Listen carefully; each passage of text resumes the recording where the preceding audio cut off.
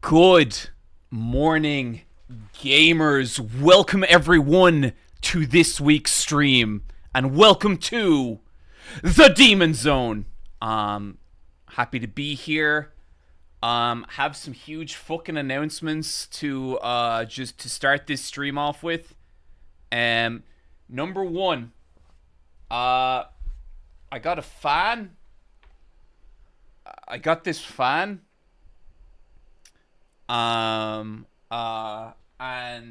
it's just really it's really changed things for me, folks. It's a big deal. It's a big new event in my world. So I've never really talked about this too much, but in basically every streamer setup I've ever had, I have been too hot. I have been too hot, and I've never thought of a solution. And then recently I said to Michelle, I'm always too hot when I stream, and there's no way around it because fans make noise. And she said, what about a silent fan? One trip to Amazon later, we got this bad boy. That's right, boys. Mondo cool. Thank you for the subscription, You got a Shuskins. Parasocial much? Ah, very good. Very good. So this is really helping a lot. It's really cooling me down. If I put it on full blast here, you guys can probably hear that a little bit, and now I'm blowing in the wind. But look at how, I don't know, windswept I look. Isn't this dramatic? It kind of just looks like my hair is glitching out. It kind of looks like I'm 3D and modeled badly. Is that a circle? It is. It is. There's no blade in this fan. You can put your head through it and it's fine. It's not gonna hurt you. But I'm glad because it makes streaming more comfortable, and that's what I need.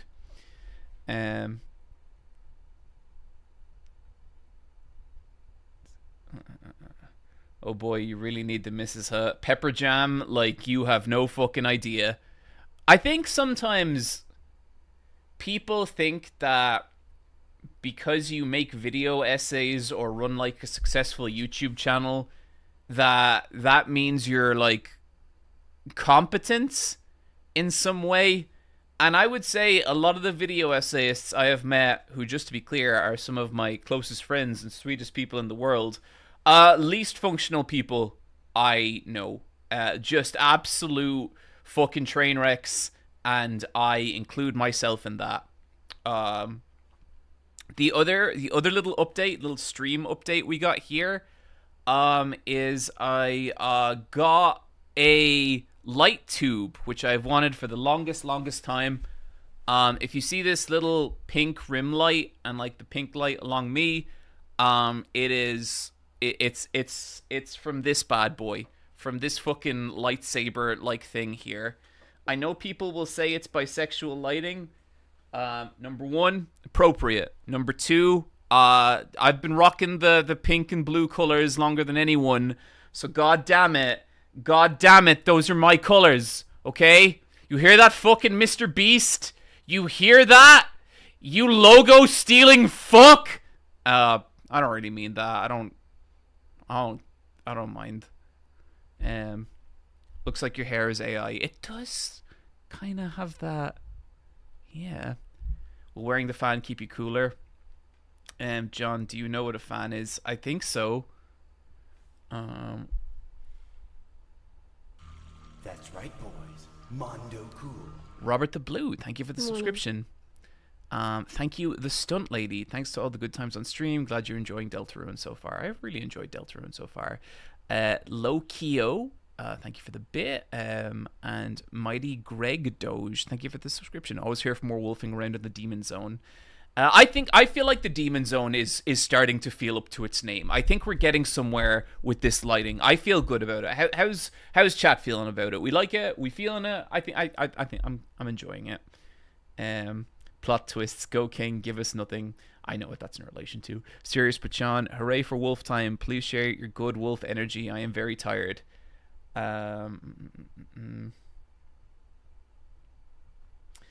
I feel like there's a really strong correlation between being a successful content creator and being a personal train crash. Sorry, I missed who said that, but some flame would be nice. There are a bunch of effects you can do on this thing. Hang on, I think I can control it. So yeah, I think about that a lot, and I've kind of struggled like between. Is it that being a successful YouTuber turns you into a train wreck?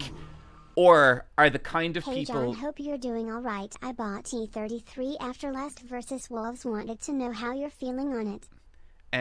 I wonder, are the people who get successful on YouTube... Is there a certain personality type that you're already kind of a train wreck when you start and things get worse from there? And I think the answer is both. I think that to be a content creator, you have to have a sort of weird, like, and I am 100% guilty of this. I think you have to have a weird combination of introspection, especially video essayists. You have to have a weird combination of introspection and narcissism. You know, like, you have to think that your thoughts on fucking Hunter x Hunter are just so goddamn revolutionary and that the world cannot possibly function without them. Which is silly. But then you do it. Did you watch Connor's XCOM? No, I did not watch Connor's XCOM 2 stream. He did message me about me being in it. How'd I do? Did I do okay?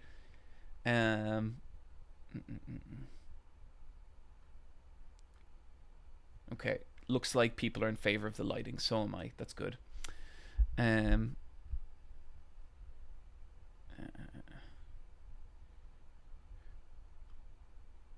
Have you ever heard the red? Have you ever told the red chair story? The red chair story.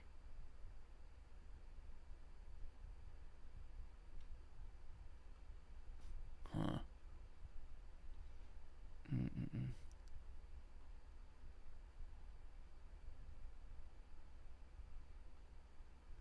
Name one neurotypical video essayist. Why, me, of course. Right? Right, guys? Right? I don't need to get tested because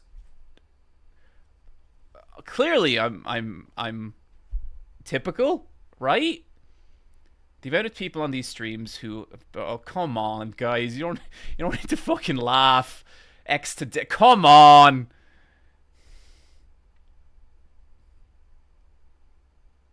Okay.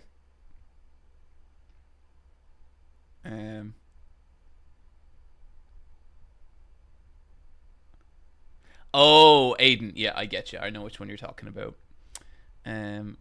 Super extremely normal dude, Eye Patch Wolf. Here's hoping for the continuation of the Shenmue 3 playthrough. Dankstorm 7763 or Drinkstorm. At some point, I promise you, I basically want to turn that into a charity stream. And I know I've been threatening to do another charity stream for a while now. I really, really want to do one. The only thing is right now, big video, other big video. So basically I'm working on 2 videos right now. One is for the main channel and one is just for patrons. The patron one is like, it's 4 hours long. And I think it's going to be really fun, but it's been a lot of work. Then there is the main video going up on the channel next. Then there is Secret Project number 1, which I can't talk about. Then there's Secret Project number 2, which I can't talk about. Then there is Secret Travel Plans that I can't talk about. So I'm basically just kind of swamped at the moment. Like, I'm kind of working like 10, 11 hour days most days. And then like I have to work Sunday as well. I'm gonna take tomorrow off, but I'm gonna have to work Sunday, unfortunately. And so I just do not have time right now to organize a charity stream in the way I'd like to do it. We are going to do one. We are going to do one at some point. John,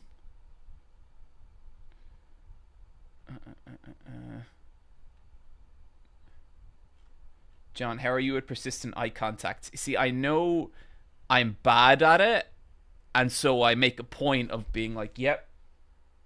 Yeah. Uh-huh. And I know that fucks people up as well.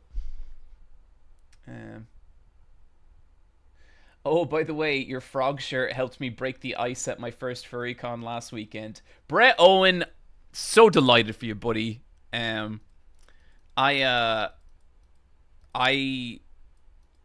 Look, we sell a lot of merch to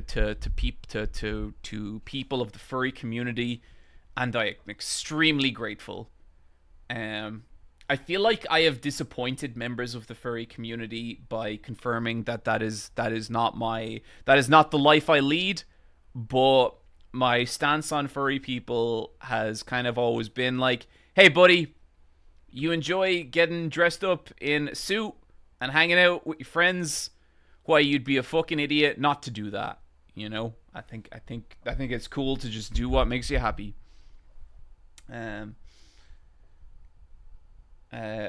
Baru Cafe. Hi John, I'm 6 seasons into Riverdale. I started a week ago. This is explicitly your fault. Thank you. No problem, Baru Cafe. Glad to spread the virus.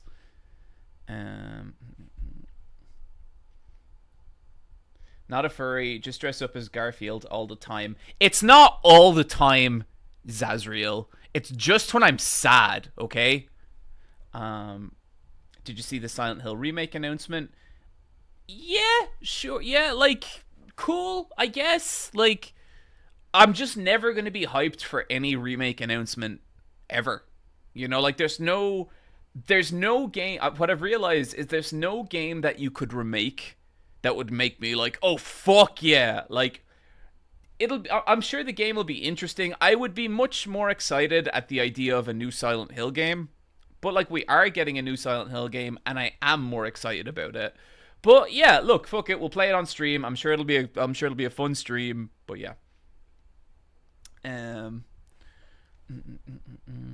yeah, exactly. Silent Hill F more so than Silent Hill remake, totally.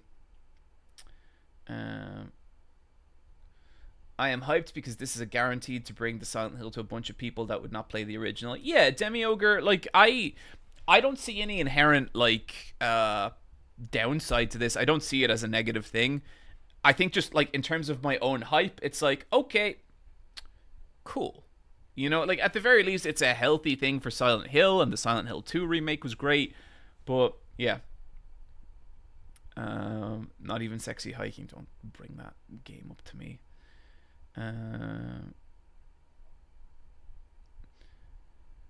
Oh, I'm also surprised you never mentioned Cheryl's coven of bow-wielding girls where Rei Ayanami cosplay. Barrow Cafe, that shot is in that video. I think you just outed yourself as someone who tabs over my videos, which is fine, which is totally fine. That's a valid way to watch the videos, and monetarily it's all the same to me. But secretly, know that I really have a fucking problem with that, okay? Okay, I work so fucking hard on those edits. You don't know how fucking hard I work on those edits.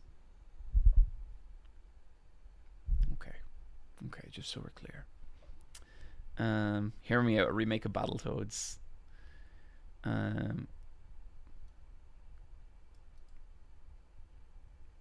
Me when I watch the video and say it didn't do the thing.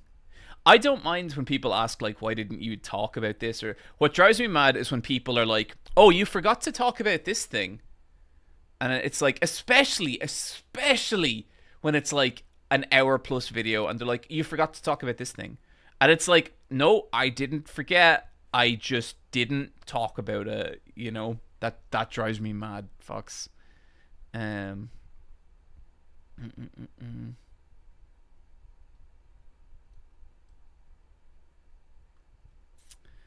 that's fair. I listen to you mostly while at work in the kitchen. That's on me. That's okay, Barrow Cafe. I'm just I'm just joshing.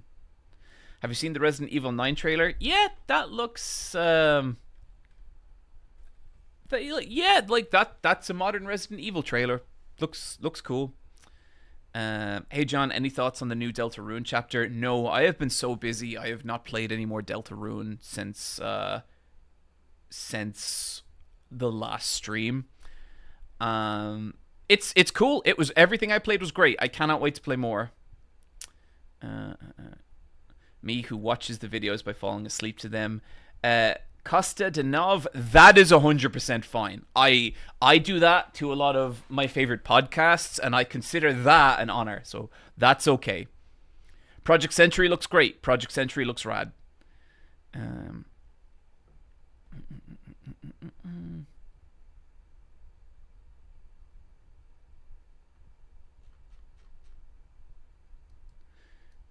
John, you forgot to talk about the merch. I can talk about merch.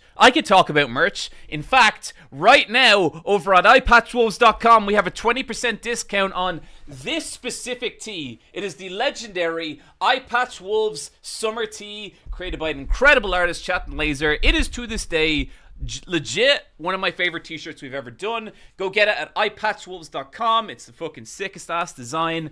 It's a tee designed to be enjoyed in the sun, to wear when the sunlight is hitting your body. You will feel at least 8% summerier, and you'll also get a little shout out on stream. Thank you for whoever reminded me that I need to sell the merch.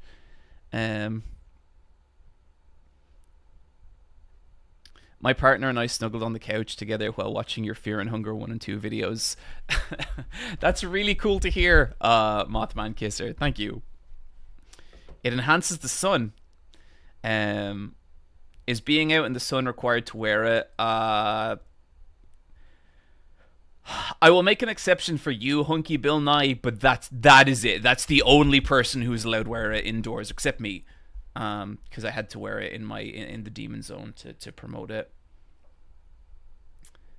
John, what do you think of the Street Fighter Season 3 pass? I would say I'm a big Alex fan, so like I'm happy Alex is in it. I like Sagat a lot. Gertrude's new design looks cool, and then I don't like Sea Viper. I would say very lukewarm is how I'm feeling on it. And I think specifically what I'm disappointed about is that there's no original new characters. I want to see new Street Fighters. Like, I want to see... Back in the day, like, I miss the days of fighting games when DLC characters were, like, all new characters, and they had to be that... They just had to be so fucking sick. Like, I guess I don't like the constant reliance on older characters and, like, just nostalgia for different stuff. Like, Gertrude is nearly new because she only exists in, like, certain versions of Alpha 3. But, yeah, like, I was disappointed. Ingrid, not Gertrude. I don't know why people are hating on Ingrid. I love Casablanca. Gertrude, look. I had a momentary brain. Look, chat. The dyslexia. She has me. The Sacred Seal. Hey John, hope you're doing all right. I bought Expedition 33 after Versus. I don't know how you're feeling on it. So I think I have just. Okay, look. Your whole mission in Expedition 33 is to get to a thing. I just got to the thing. My opinion on that game has not changed one iota. It is a generational fucking game. It is incredible. I love playing it. I can't wait to play more.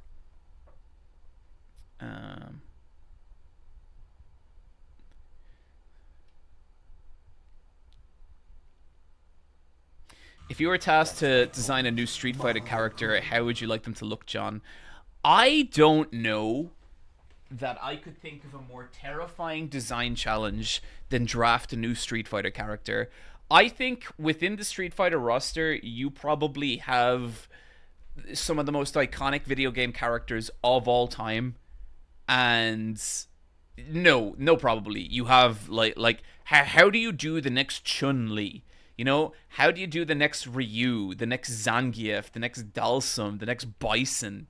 Like, that's an impossible goal. And so when they do it and they come out with a Juri Han or a Marissa or again, it's like, holy fucking shit, I can't believe that. Like, that is incredible. But yeah, I have no idea what I would do for a new Street Fighter character. Let my mind chew on that one for a little bit. Kyrie Stan, thank you for the subscription.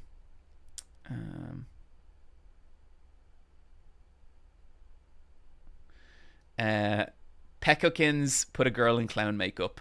Well, I mean, we kind of have Ormika, who's already quite clown coded, I would say. So I think you would really have to go overboard on the clown girl shtick, and I would be in favor of that.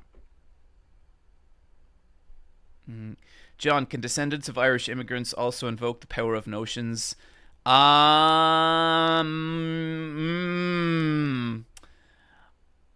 can't think of anything that's more notions than the descendants of Irish immigrants thinking that they understand notions. I'm gonna have to give a negative to that one, Sirius Bachon.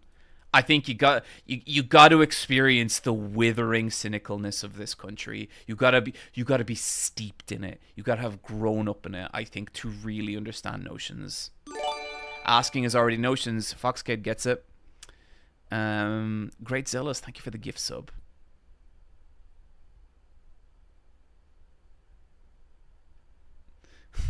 A clown girl would be a good idea because people don't like clowns and nobody would get weird with it. Yeah. Seeing how horny people get for the regular Street Fighter cast. Look, seeing how horny we all get for the regular Street Fighter class, like cast, that's just gonna happen. That's right, boys. Mondo cool. Making original characters is difficult because you have no idea how excited I am for Look Outside. Yeah, just to say, that is the plan, folks. We are going to be playing Look Outside later, because that game fucking rules. But I kind of want to just chill out for a little bit first. Making original characters is difficult because people don't like new things. Okay, but here's the thing. Here's what I always say, right?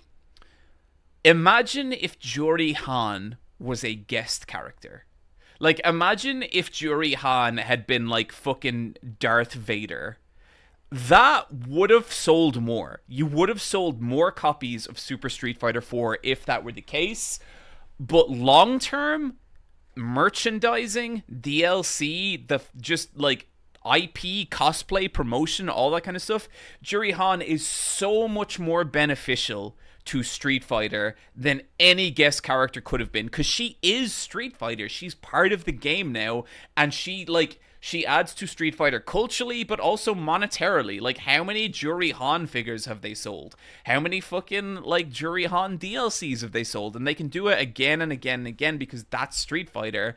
And while not every DLC character, original character, is going to be Juri Han, that should be Capcom's mission when designing characters. Like, aim for something as fucking iconic as Juri, which is why I don't think Falk is gonna do it, you know? It's like, why? Why Falk? Try harder! But yeah.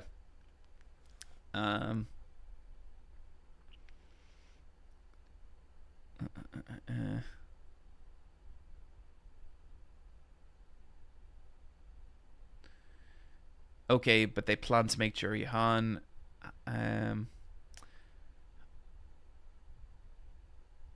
Okay, but they planned to make Juri Han. Juri Han could never have been a guest slot because they never planned a guest slot for that part of the game. I don't see the distinction, arguments, or contribution there, VCOM. Sorry, I don't think I really get what you're trying to point out. If the point is like, yeah, but Juri Han wasn't a guest character and they weren't planning guest characters, sure. Doesn't, like, that doesn't really affect anything I'm kind of saying. Aim for characters even more iconic than feet, please. God damn it, Soccer Tetris.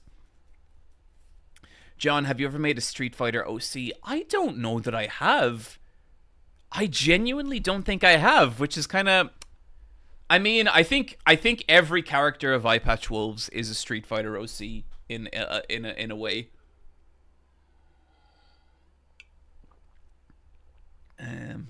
She shows up with OGSF characters now, like she's with them and she's never been a World Warrior. Yep, totally. That was so polite and brutal at the same time. Hey, listen, sometimes you just gotta be real with folks in the chat. What are we playing today? We're gonna be playing Look Outside in a little bit, but I kind of wanted to just want to chill a little bit here. I hear you about new characters, but I gotta ride or die for Elena. I mean, so I don't think every new character, or I don't think every DLC character should be a new character. I think you should be mining Street Fighter's past for like past characters. It just bums me out when every character is a returning character. Like, could they not give, like, did Capcom not have one ultra fucking sick idea for a character that they couldn't have made, you know? And maybe they didn't. Maybe that was the problem. Maybe they had a load of proposals for original characters and none of them were that sick. And someone did ask me to design my own Street Fighter character moments ago, and I cowered it out so hard. So what the fuck do I know? But I think it would have been, to be clear, I like the Yap sessions as much as I like to look outside. I appreciate that. I've really been enjoying the Yap sessions. And it's been cool to see them like really popular on the channel as well. I feel kind of stupid though, because I think for ages me and Fox have had this problem when editing the videos where it's like, what do we do with this 50-minute section at the start of the video where I'm just talking and I'm not playing any games? And then our solution was, oh, we'll just get rid of them. Just get rid of them. Fucking who gives a shit? And then recently we started posting them as their own videos, and they are by far the most popular shit on that channel, which is so so frustrating, but so typical. At the very least, Ingrid is basically new. Yeah, Brett Owen, I agree, and especially I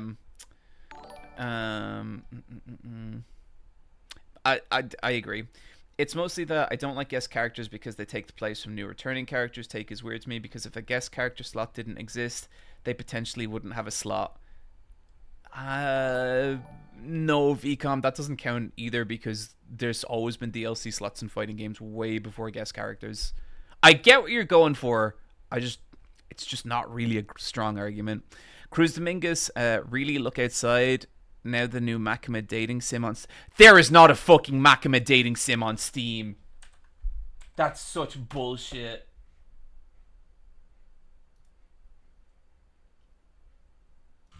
That's right, boys. Mondo cool. Yay. Did you mean Mafia? There's no Mafia Makima dating sim. Thanks for posting them as their own bits. Sometimes I just want the games. That's right, boys. But I do like the yapping in its own merits. Thank you, Lucky Dagger. Thanks for posting them as their own bits. Sometimes, I just want to see the games, but I do like the yapping on its own merits. I think there is merit to having both, right? I think that channel can have both. Because sometimes I don't want to watch a YouTuber give their opinions on things. Sometimes I just want to watch, gameplay or just stick on something really kind of easy to consume. But I think there's space for both. Speaking of yapping, I wanted to throw it open real quick. Would anyone like to ask a question or ask some advice? I'm going to take a big drink from this. Look, sometimes we do life advice on these streams, okay? Sometimes that's just what we're doing.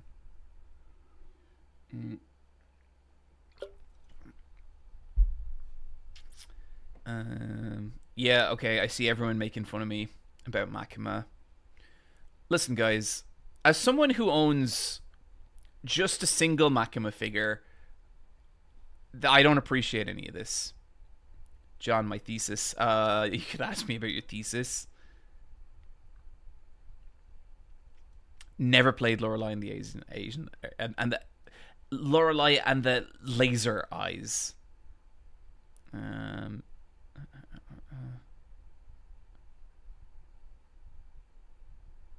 How to finish important shit faster. Mondo cool. I've got a question. There any particular animator online that you'd like to bring attention to?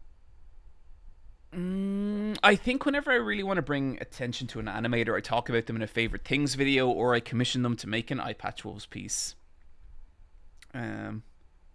John, how does one permanently stop comparing themselves to other writers in terms of written output? So I'm not gonna talk about that question in terms of writing, because I think absolutely everyone does that with anything worthwhile, right? So I would say for years and years and years, I really wanted to be like an illustrator, or like I really wanted to be like a strong drafts person. And that was hard because everyone I knew was fucking incredibly good at drawing. You know, like, and in all, I knew people who were amazing at life drawing. I knew people who were amazing at figure drawing. I knew people who were like just incredible at like, you know, landscapes or whatever. And it was like everyone. It was like it's you know, it's my now wife Michelle. It was like all my friends. It was just kind of everyone. And I always felt really, really on the back foot in terms of illustration and drawing.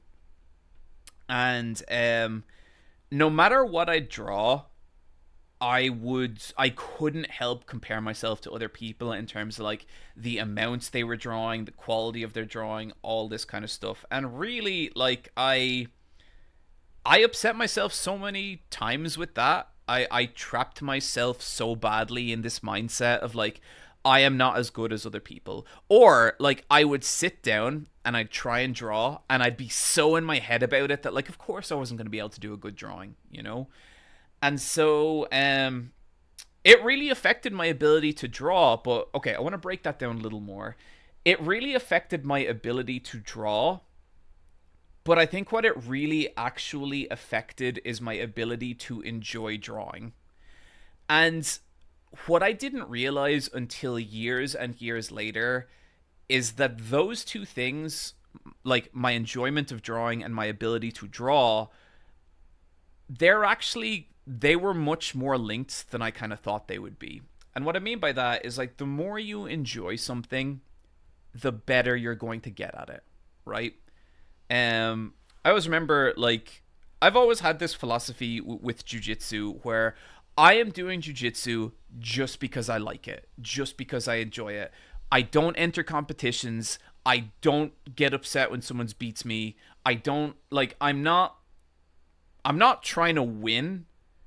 I just want to get better and I just want to enjoy it. I just want to have the experience of blowing off stress. And then a lot of the times I notice, especially when I'm fighting younger dudes, there's a lot of them that are so obsessed with winning, and a lot of them that'll get real down when they lose, you know?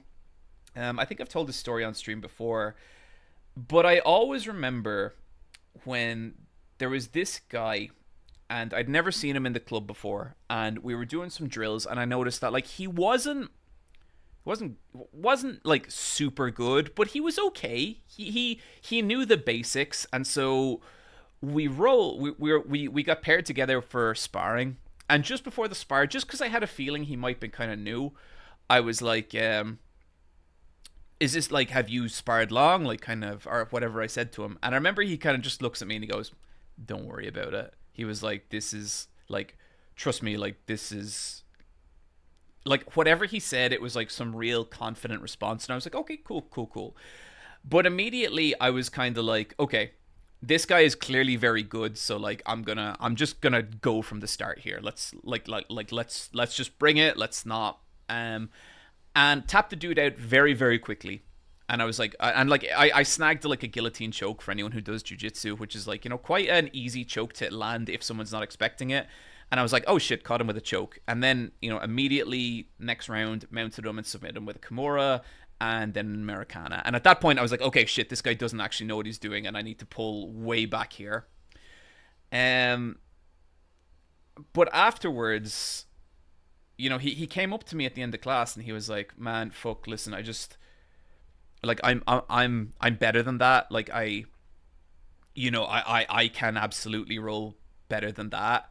And then he was like I'm not as good as you, but like I can do better than that. And I was like, oh dude, like don't worry about it. Like it's you know, you don't need to explain anything to me. But like, and I looked at him and he was like fucking crushed. Like he was really, this had hurt the dude, you know? And I felt bad about that because if I had known from the beginning that like he, you know, he wasn't very good. And just to be clear, I'm not like amazing at jiu-jitsu or anything. I'm like a fucking steak and potatoes blue belt. I'm just normal at it, you know. I'm very average. But that dude never came back, you know. I never saw him in that place again. And the problem is that he had become so in his head about wanting to be good at this thing and like being seen as good that when it actually came to rolling and like sparring, there was no joy in it for him. There was no It wasn't something he did because he loved it. It was something he was doing because he was trying to fulfill this idea of himself. And I thought about it, and I thought about it, and the more I thought about it, the more it actually like reminded me of when I was trying to draw and trying to be an illustrator.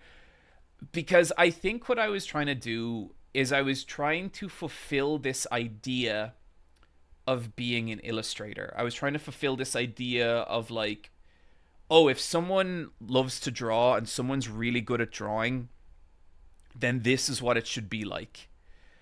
And all the people I knew who were good at drawing were fulfilling my idea much more than I was. And it was really making me miserable in terms of drawing. Like, it was really robbing me of this activity that I did really, really like to do, you know? And it kind of made me think about how now, when I want to get good at something, one of the number one things I do is find ways to enjoy it. And if I can't find any way to enjoy it, then it's not actually something I'm ever going to be good at. So, you know, with boxing, I love boxing. I love sparring. It's so easy to improve because I enjoy it. You know what I mean? If I tried something else, like, what would I be bad at? I bet I would be bad at playing the guitar. No, so I did play bass. I learned to play bass over the course of a couple of years. Didn't enjoy it. Never got good at it, you know? And so when I can't remember the name of the person who asked that question, but when you are comparing yourself to other people, you have to realize you are doing fucking nothing for yourself. You are not getting better. You're not like being tough on yourself. You're just making it less enjoyable. And everything you do to make sitting down and writing less enjoyable is going to take away from you becoming a good writer. You know, you have to just do it because you love it. And comparing yourself to other people is only going to lead to this place where no matter what fucking achievement you ever achieve, as long as you compare yourself to other people, all the joy is going to be sucked out of it, because all of a sudden you're not doing it for the pleasure of doing it. You're not doing it for the love of doing it. You're doing it because you're trying to fulfill this impossible fucking precipice that you have set up for other people, that you have kind of projected onto other people. And look, I will tell you, like, you know, I am more successful at video essays than 99.9% of people will ever achieve. You know, I am a freak occurrence that, you know, I have that massively lucky in the success I've found on the internet. If I start comparing myself to other people, there's loads of people who get more views than me. There's loads of people who make better videos than me, you know? And I know if I start letting myself go down the road of like, oh shit, that person's better than me, then like I'm just not going to want to make videos because I'm not doing it for me anymore.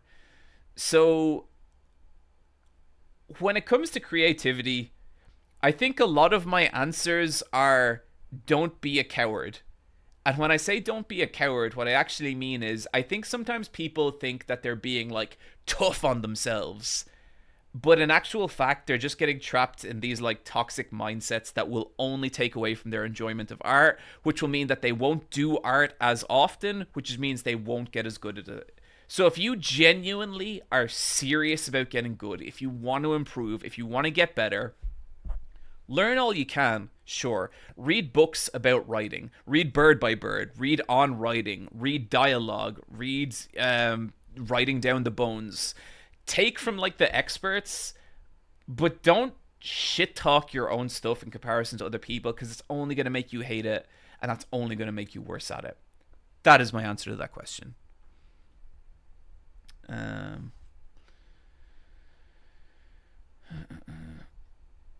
trouble is, most people first get into things when they feel they're good at it. That's how I got through most of my math class. Yeah.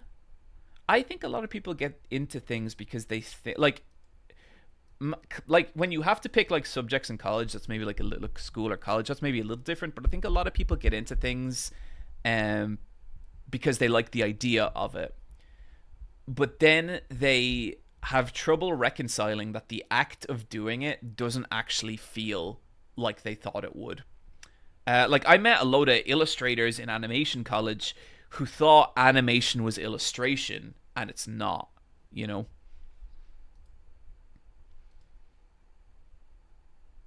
Ouch! I need to hear that, John. Oh, pleasure, Izzy. I hope that helps.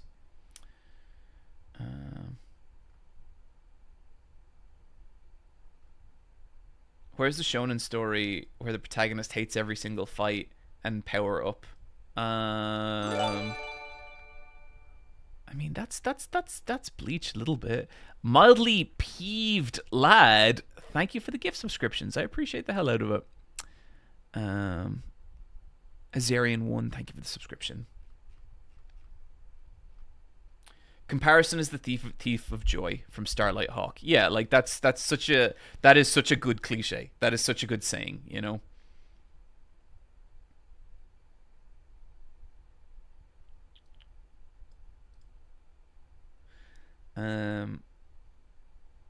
How do you deal with cutting content? How do you avoid endlessly explaining ideas or keep project scope manageable and feasible? So I would say the last part of that question, keeping a project scope manageable and feasible, I am an utter failure at, because I think I have lost the ability to make a video essay that is less than an hour. So I cannot give you advice on that, but in terms of cutting scope, it's real simple. You just cut it. And you make a deal with yourself, right?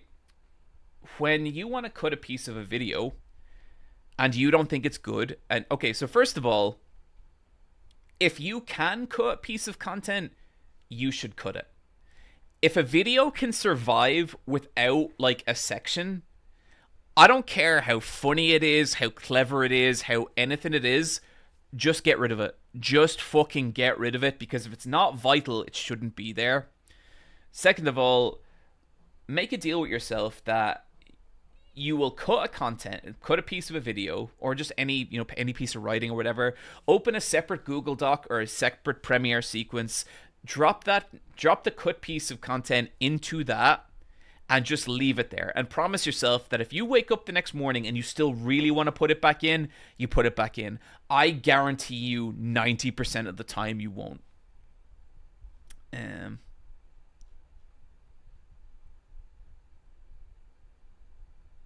I don't respect video essays with less than 40 minutes.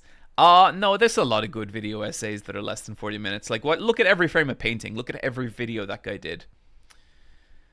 Kill your darlings is generally good writing advice. Totally. Oh.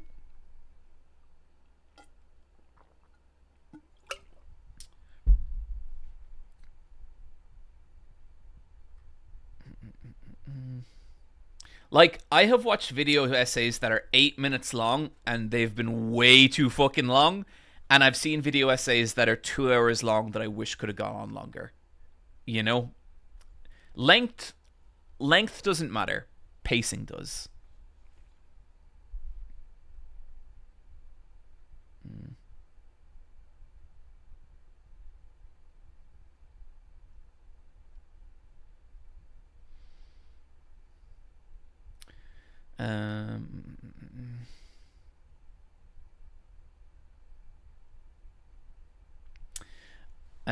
Okay, from $1 Ma.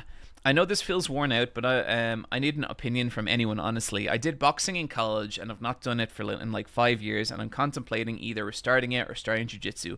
My only worry is I'm a bigger guy and have always been worried about rolling.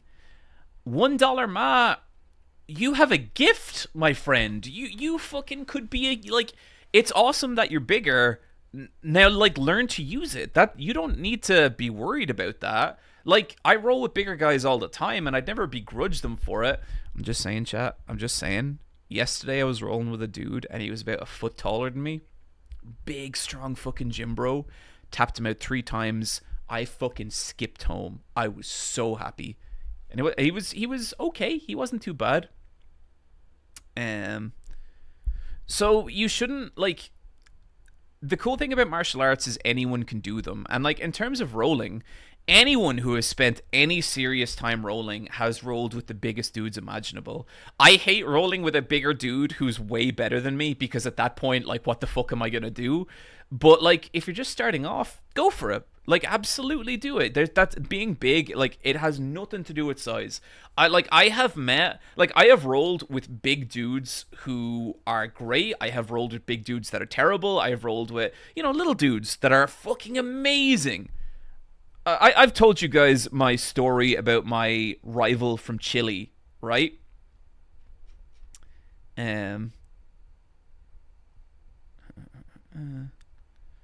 Sorry. Happy Pride Month, by the way, John. Any plans for Dublin Pride? I might go to. I am completely out of the loop. Happy Pride, everyone, by the way, of course. I would love to. I would like to go to Dublin Pride. I'm so fucking busy. Is the only thing that. But I would like to go and support it. We'll see. We'll see.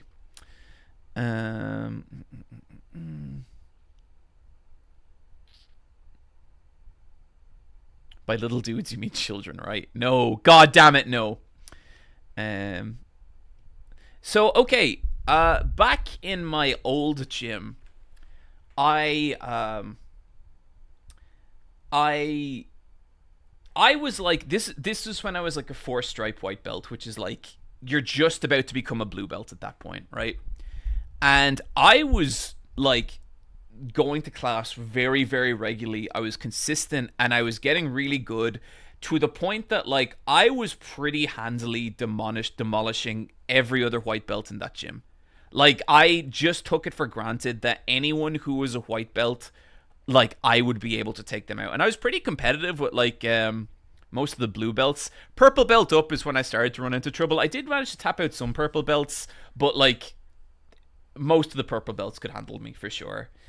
But, and like, I'd get big guys, I'd get small guys, and my go-to moves were Americana and Kimura, and with that combination, I'm sure, look, this is only gonna mean anything to people who are experienced in Jiu-Jitsu, but there's a chain I really like, and it's, if you have someone in full guard, you go guillotine choke, and if the guillotine choke doesn't work, you go for Kimura, and if Kimura doesn't work, you go for a hip bump sweep.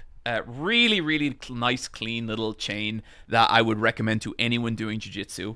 But, like, I was at the point where, like, I was just rolling up to class and knowing, like, if I fought any other white belt, I was going to tap them out, and I was going to tap them out a lot. And then one day, there's this dude there, and he's a new dude, and he, like me, he's like a 4-stripe white belt.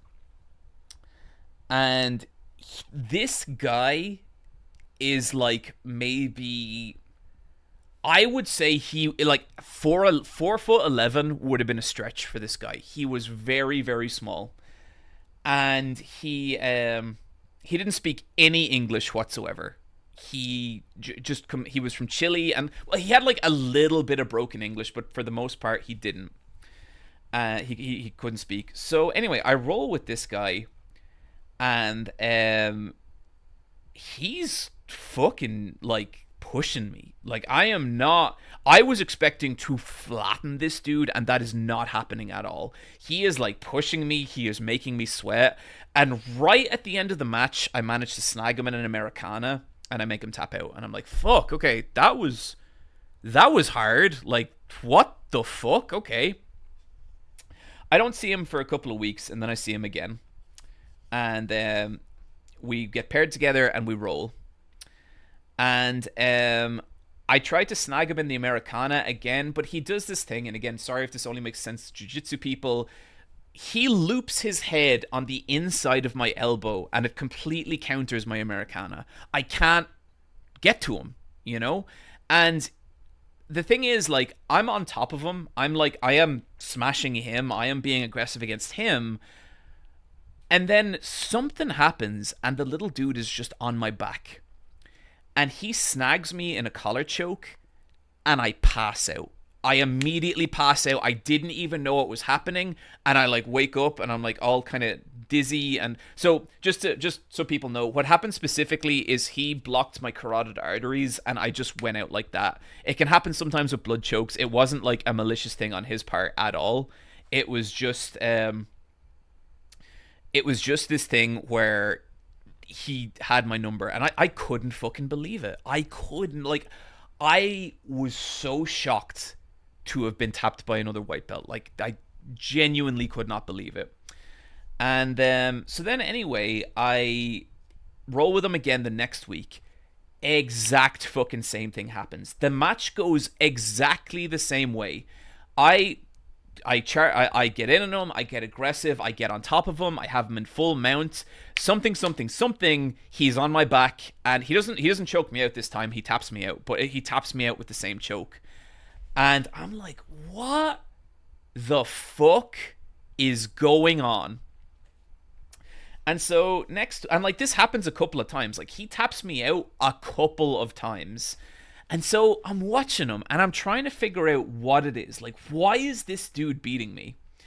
And I'm looking at him, and this dude, he's tapping out like brown belts, like good brown belts. And I know that sounds insane for a white belt to be tapping out brown belts. And I'm trying to look, I'm looking at him like, what the fuck is this dude's secret? And so I'm watching him spar one day, and he's sparring this big dude.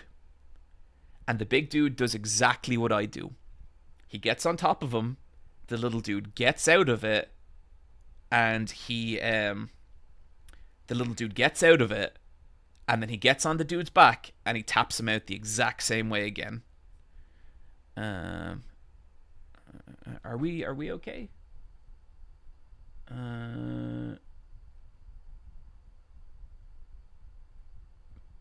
Oh, yeah. Johnny X has stopped working.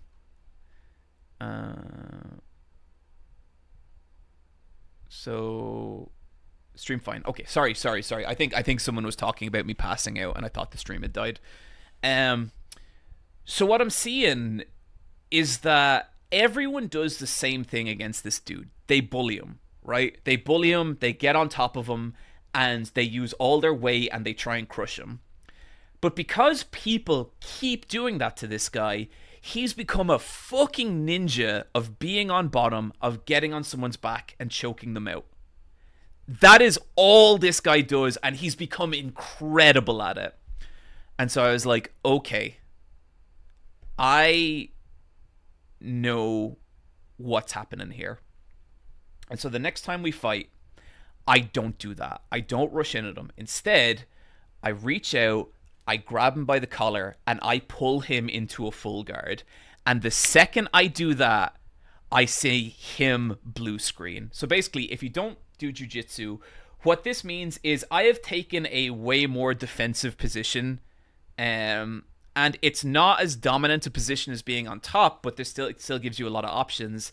But I could tell once he was in full guard, there was nothing he could do. And he basically was just out of options, and from there I snagged him in a Kimura and tapped him out. One of the sweetest submissions I've ever hit anyone with. It felt so good. And so basically from this point on, it's like an arms race. It's like the next week I came back and he had more escapes from full guard. Like, he was better at not getting caught in full guard. And then I learned more about full guard and how to trap him, and we're going back and forth and back and forth and back and forth. And then one day in the locker room afterwards, I was talking to him. By the way, this dude was so sound. Like, he was really nice. He was a really, really nice guy. And he tells me that he's moving back to Chile because he misses his daughter. And he tells me that next week is going to be like his last time in class. And so basically that someone, thank you for picking up some merch at iPatchwolves.com. I appreciate the hell out of it. And so he tells me that he's moving home to Chile. And so I'm like, okay. At this point, I feel like we're dead even. And so this is going to be like the last fight. This is going to be like winner take all forever. I'm gonna fight my friend one more time, and that's it. And like I'm really appreciative of this dude because I think he genuinely made me like much better at fighting. And I would hope that I did that for him too. But I want to win this fight so fucking bad. I want to win so badly. And I show up to training that Thursday, and he's not there. And I check the WhatsApp group afterwards, and he's gone. And I never got to have my deciding match with him, and I was so fucking bummed out. It was like, God damn it. But you know, I think he probably would have won. I think the fact that he wasn't big or he wasn't strong meant that he had to build up his technical knowledge so high, and I have so much respect for that, you know. And it was, yeah, I'm bummed I never got to fight him again. But who knows? Maybe someday. Maybe someday. Oh, probably not, because I'm in a different club now. But it was maybe his daughter is the girl that choked John out. She didn't choke me out. She tapped me out. It's different. That's right, boys. Mondo Cool. Your own personal Megalobox arc. I mean, I guess it was a little like that, all right. But yeah, that was my rival. That was my once in a lifetime rival in jiu-jitsu. I've had other rivals, but he was the one who I think like he pushed me further and made me better, and I thought that was fucking awesome. I still super appreciative to that guy. Go to Chile. I gotta track him down. Yeah, we gotta take the stream to Chile.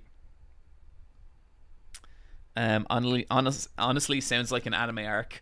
Guys, I don't want to alarm anyone, but I think this might be what anime arcs are based on and not the other way around. Can't believe they cancelled the show right before the finale. I know, my manga artist just stopped drawing. Gotta get the run back. Yeah. No, I think in my head, I think he probably would have won. I think he would have, because he was just like a technical genius, and I to this day have never rolled with anyone like him. I have never rolled with someone that small who is that good.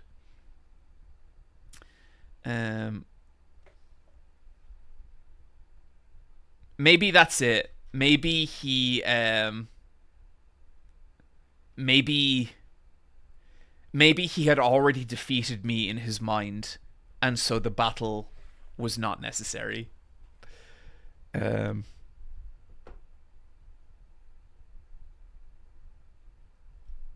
It's just a hiatus, not a cancelled manga. We'll see. I'll keep you guys updated. Maybe I'll find more rivals soon. I don't think I've had a good I guess because with the new club I'm at, I'm pretty like all over the place in terms of when I go, and so I haven't really developed a proper rivalry with anyone. But I'll keep you guys posted. Do you think he's thinking about John? I hope he's in Chile doing a stream and telling people about a weird Irish guy who wouldn't leave him alone. I hope that's what's happening.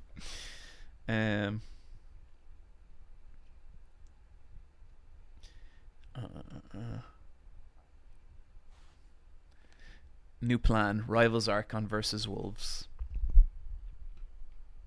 We'll see.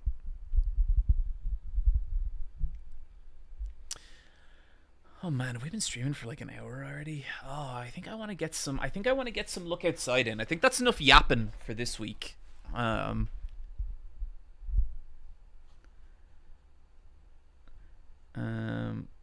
he was living in Ireland, so that'd be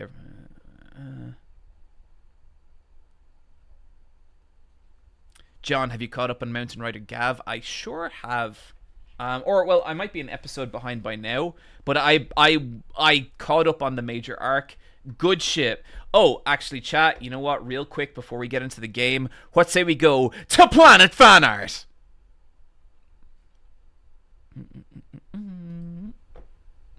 Here we are in Planet Fan Art, everybody. I want to thank Skillful Ferret for assembling all the art on Planet Fan Art. That it makes it possible so I can do it. This one is actually from Skillful, or this one is from Skillful Ferret. Kyug Hurt. Thank you for the donation. I appreciate it. Hello, Mr. Eye Patch Wolf. I just want to say your influencer video really motivated me to make my first one too. It's agonizingly hard, but I want to make a video I'm proud of. I hope I can make a video worth being proud of. Hey, Kyogo Heart, just enjoy it, my friend. Just enjoy the process. Just enjoy like getting to make something cool. Your capacity to make good art is going to be limited to where you currently are. But if you keep at it, the good news there is that this is the worst you will ever be at making art. So just enjoy the process. You will get better. Just make sure you enjoy it. Check out earlier in this stream. John wins the Fear and Hunger higher than missing a fighting game tournament, but as this was only due to John changing the condition via failing for the first attack, it's a hollow victory. I agree. I did win. I remember the first time me and after the first episode of Versus Wolves, Michelle was like, "Who won?" And I was like, "It's not a competition, Michelle." And then she was like, "It's called Versus Wolves," and I was like, "God damn it!" Whoa, that's a handsome picture. Oh, thank you to, I think, Adam Neckerman. Look at that. I wish I looked like that. That is so fucking sick. Thank you, Adam. Appreciate it. This one is from Bongus Dongus. I do not even need to check. Bongus Dongus actually did a bunch of Still fan art. Still the extremely popular cat character from My Patch Wolves, despite the fact Still's been in like maybe two pieces of merch max. Thank you, Bongus. I appreciate the hell out of it. Oh, this is so cool. This is a Berserk inspired piece of Versus Wolves fan art, and this is from I believe it's Xavier and Dino, and you can see Wooly is inspired by Guts, and I am inspired by my righteous deeds and moral uprightness. Thank you so much for that, Xavier. We got another still sketch from Euro. Euro has been just a fucking killer in terms of fan art. So thanks for this, Euro. This is so awesome. Another still sketch. I love how much people are into still. Was not expecting it, but I'll take it. This one is from Kerbis Gab. It makes me really happy that people are now drawing fan art of Crow and her hyperfixation. I appreciate the hell out of that. Thank you, Kerbis. Another still from Bongus Dongus there. Thank you, Bongus. And yet another gorgeous. Man, this is the kind of shit I would see when I was trying to be an illustrator and being like, man, I wish my sketchbook pages looked like this. It's so like just loose and flowy, and like you can tell Bongus Dongus drew this and just really enjoyed the shit out of drawing it, and that I am envious of. You know, it's beautiful work, Bongus. Gorgeous stuff. This is a fan comic from this is one of the fan comics from Skillful Ferret, and this is a character who has not appeared in the merch properly yet, at least not directly. Since you've seen Kamen Rider now, if you want to know how Sentai Toei's other signature tokusatsu show is going, the current series Gozuger is inspired by fighting games, found a way to recreate fighting game combos with his top in live action footage, and the main villain is literally generated by a noted Brawl Kaiser. Noted. That is super sick. So good. 1, 2. Oh, okay. So Skillful Ferret has a Eye Patch Wolves OC. By the way, thank you everyone for the OCs and fanfiction. That always is so cool to see. And that's how he lost the arm. Oh, that makes total sense. That is really cool, Ferret. Fair play. And then Crow shows up to save him. Oh, that's really sick. This one is from... I think this one is just credited to Liam. I think this came in on the email or maybe the Blue Sky. But Liam, this is sick as hell. Another piece of Crow fan art. Thank you so much. Another piece of Crow fan art from G or Chris. I think this is maybe Crow and maybe an OC of theirs. I don't remember, but I appreciate the hell out of it. A lot of like really awesome little detail in this. Little crow over here. So sick. Thank you. Thank you, Chris. I appreciate it. We got a little crow turnaround. Someone actually did a crow turnaround. How fucking rad is that? Like, the fact animation is so hard, and the fact that people are doing animations for this stuff means the world, guys. Genuinely, thanks a million. We'll give it one more little turn. And that was from Devil Egg.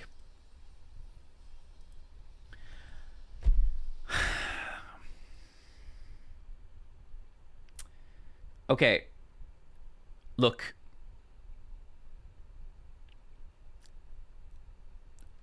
Someone said that they got the idea that I don't wear pants in the live action Die Patchwolf sections. I do. I can assure you that I do. But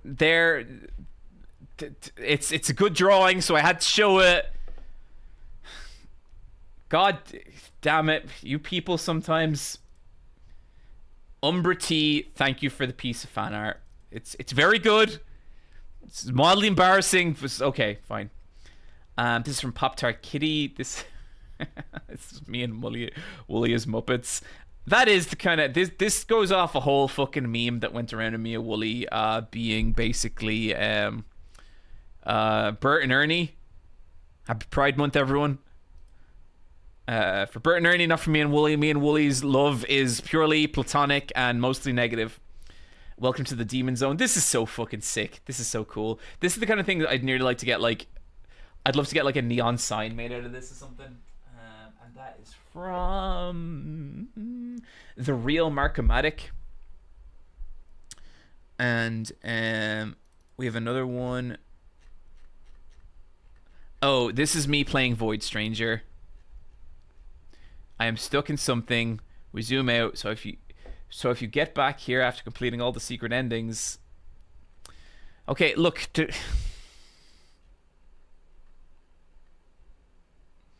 We should have left this footage out of the video. That's so good. That's really funny. Okay, look. I need to address the giant situation once again. Okay? For weeks now, I have been... Look, I shouldn't have streamed the Giantess dating sim because that has sparked this whole thing. But for weeks now, I have been addressing allegations that I am into giant ladies. And I have attested that I'm not. It's just not a thing for me. No shame to the people who enjoy it. And then someone was like, well, what about Lady D? Lady Dimitrescu from Resident Evil 8.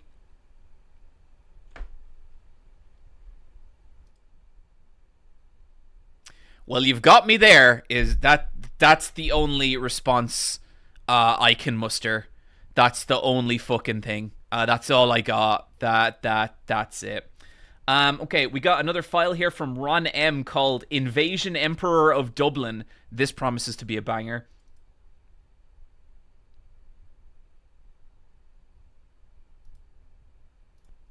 Yo, man, this is zero cool.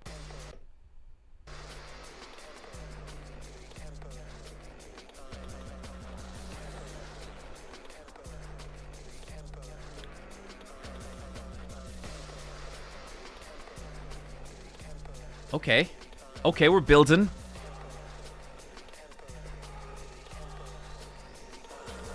My name's Big Jacket Weather. I'm the Emperor of Dublin. When fools try and take my body started. You've met the final gamer. You've met iPatchWolf. Now it's time for BJW here to raise the roof. Better check the sky for some mild precipitation. Because when PJW comes around, they rock every nation. Why a big jacket? You don't see no snow? Well, motherfucker, it's because my rhymes are ice cold. The Emperor of Dublin. Emperor of Dublin. No visual. There's no visual here. This is just... There is no video.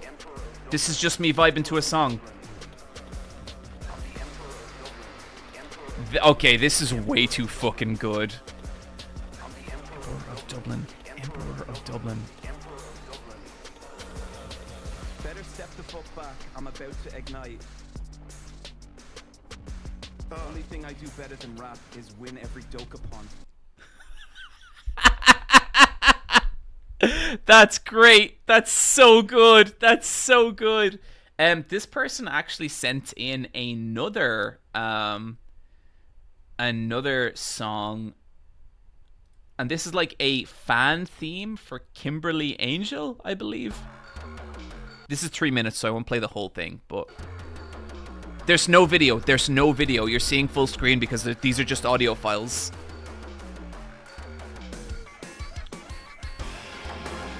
Oh, that's fucking rad.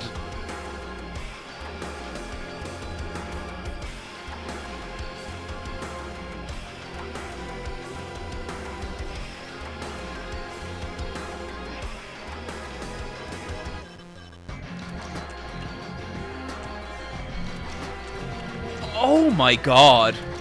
This is so sick.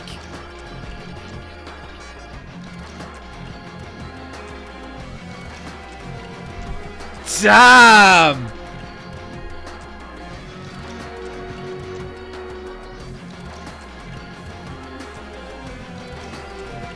This is Kim. Like, this is Kim.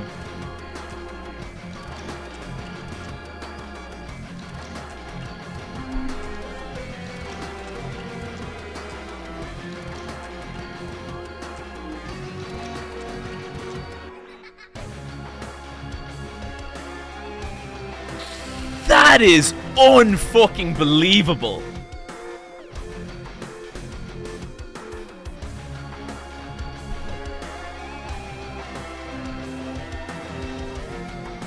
I can't believe I am hearing what an evil clown girl sounds like. Wait. I can't believe I'm hearing what an evil clown girl would sound like in song form.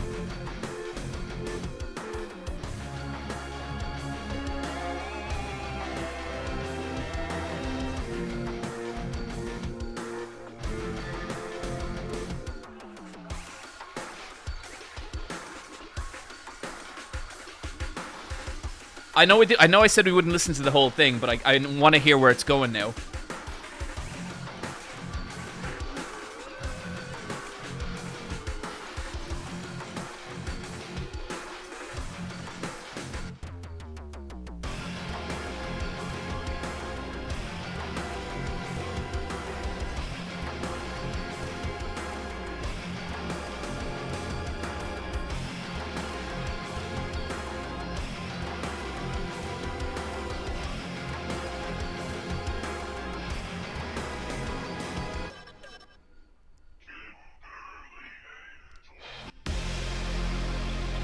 So sick. So sick. Holy shit.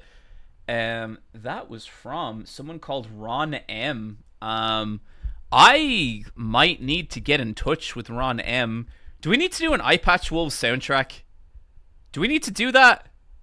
I think we might need to. I think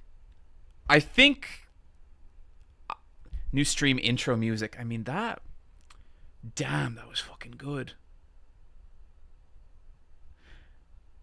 It had big Furry OST energy. Yep.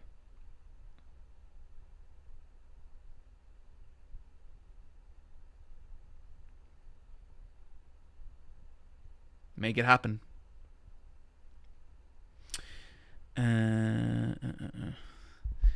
We have some bits from the Danville. John, we understand the fact that you get tapped out by little girls means that giant women must give you a feeling of safety. We're not here to judge who you are or how you love.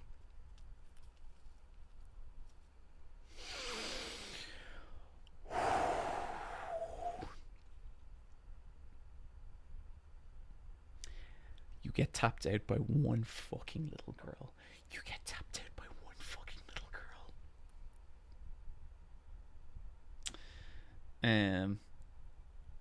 Anyway, let's play some Look Outside. Appreciate everyone being patient. And once again, just want to give a shout out to Skillful Ferret. Thank you so much for collecting all the fan art in a place that is digestible. That is so appreciated. Thank you.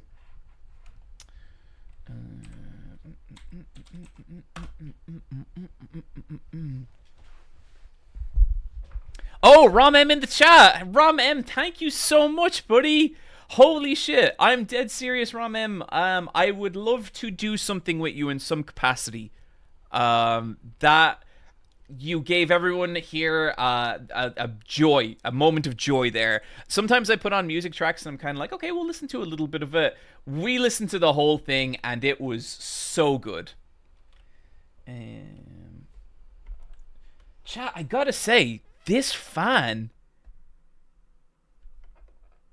is making things okay.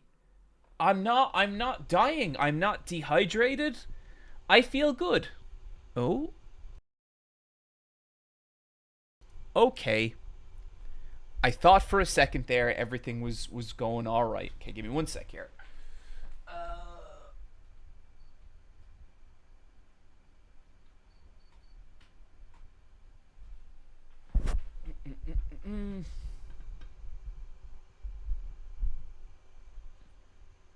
Come on, camera.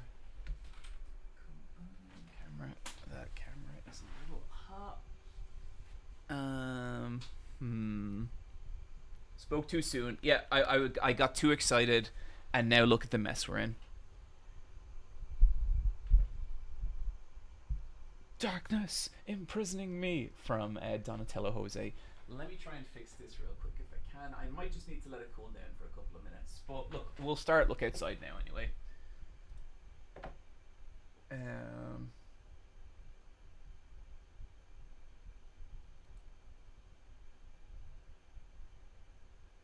I should really combine all the Planet fan arts into a video.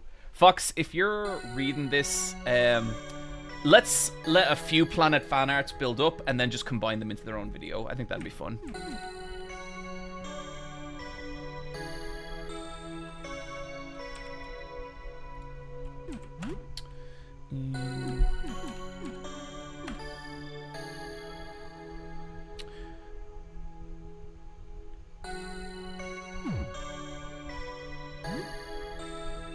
Oh, I forgot about our daughter, our beautiful daughter.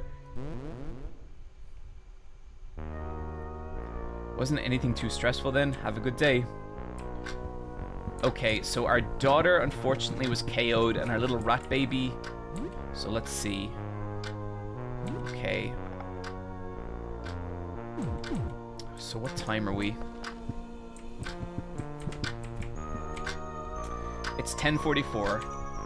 So that's morning time, right? No cam. We will get the cam back in a sec. We're just letting it. We're just letting it. I think it overheated.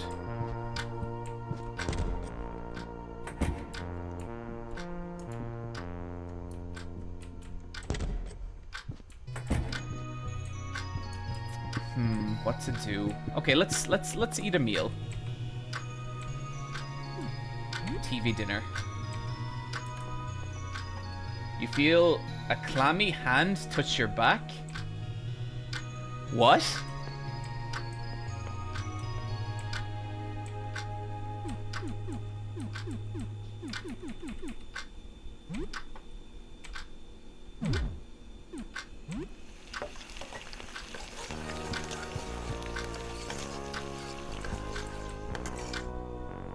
What do you want to do? I want to share with friends.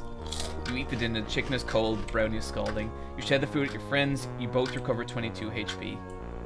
You know what, Mr. Henderson, the landlord? One time I played a prank on him, Mom got really mad at me, but it was really fun. I put a flaming bag of dog doo-doo on his front door and we had to stomp it out. Aha, I saw it in a movie. Good one, Sophie. I know you'd crack up. That's probably my best prank yet. You feel smelly. So Sophie, okay, I think we need to get a first aid kit to bring Sophie back to life. Hey John, love all of your stuff and happy you're back to playing this. Minor non-spoiler tips, light switches can sometimes be turned on and off. Rathu is a growing boy and needs attention. You can barter with the shopkeep for some lower prices on the second floor. Okay, yeah, let's hang out with Rathu. Little Rathu Perry. Rathu is sleeping. It looks hungry. I'm gonna let him sleep, but I do want to feed him. Let's cook some pork for Rathiu.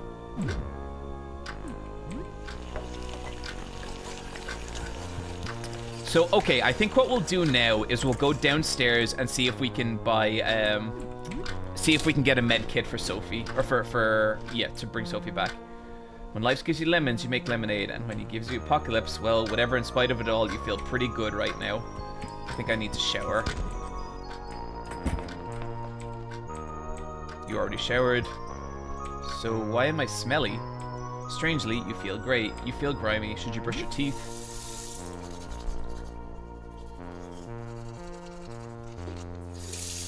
You brush your teeth.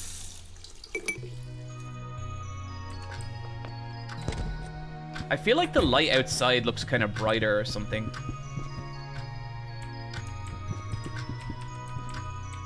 What will you craft?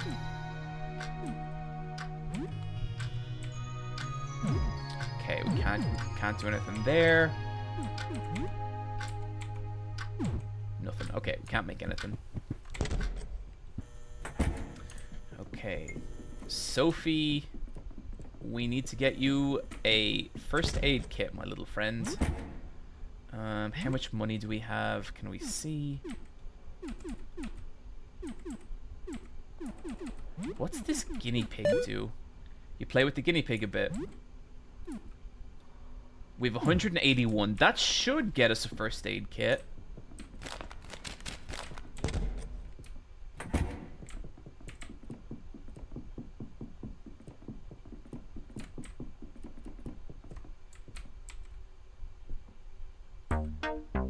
Hi again. I have new items. Take a look. I need a medikit. How is the volume, chat? Is it okay?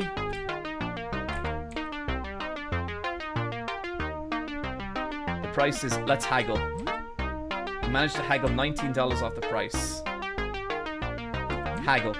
You managed to haggle $13 off the price. Haggle. You managed to haggle $14 off the price.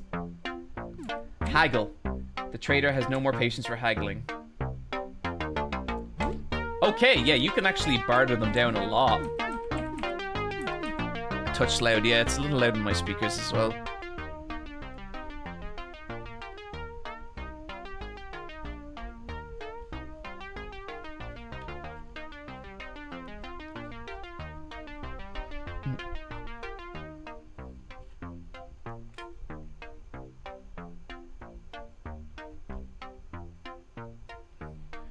Okay. So now, with our first aid kit, we bring little Sophie back to life. And maybe, I think we both need to cook some food and get our health back. Are there other party members to recruit? I believe so.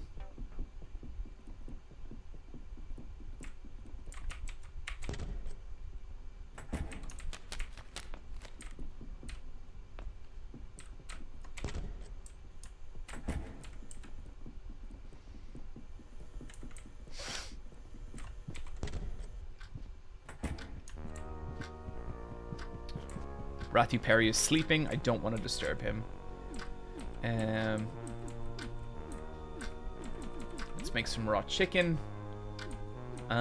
Chicken and noodles. This will be a hearty meal for me and my daughter.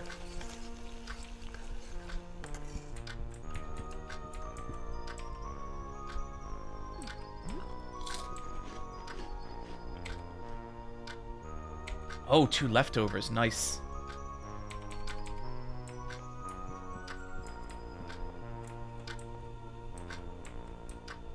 There's 12 recruitables, I think. That's crazy. Okay, we could still use a little more. Stew carton mix.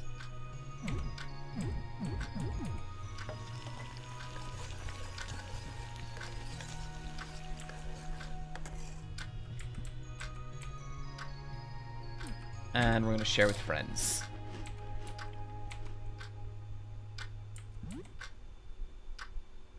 Okay, and maybe some cheese sticks. And we got some leftovers. Okay, close enough. You feel smelly. God damn it, I showered though. I have cleaned myself. Okay, let me see if I can get this camera back working.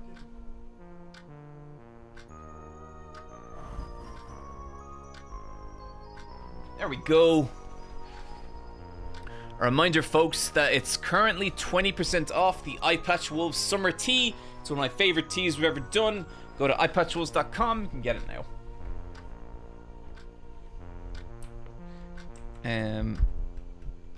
Laundry. Can I do laundry? I did know a bunch of dudes in college, and they showered all the time, but they never washed their clothes, and so they are very smelly.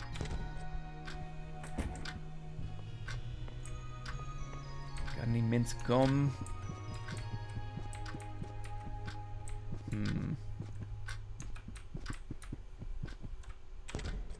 Okay, let's head on out. I think we were exploring the first floor.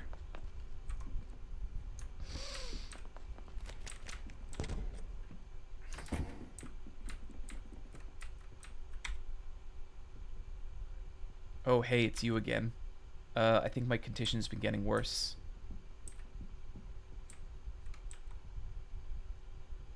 A lot worse. Gene? Buddy? Please don't open your jacket. I really do not need to see whatever is going on under your jacket.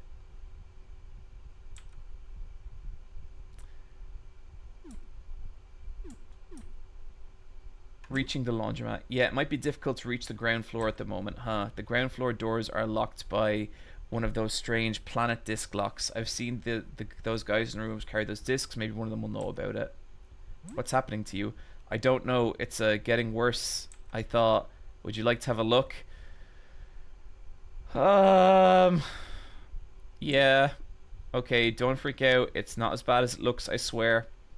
Okay.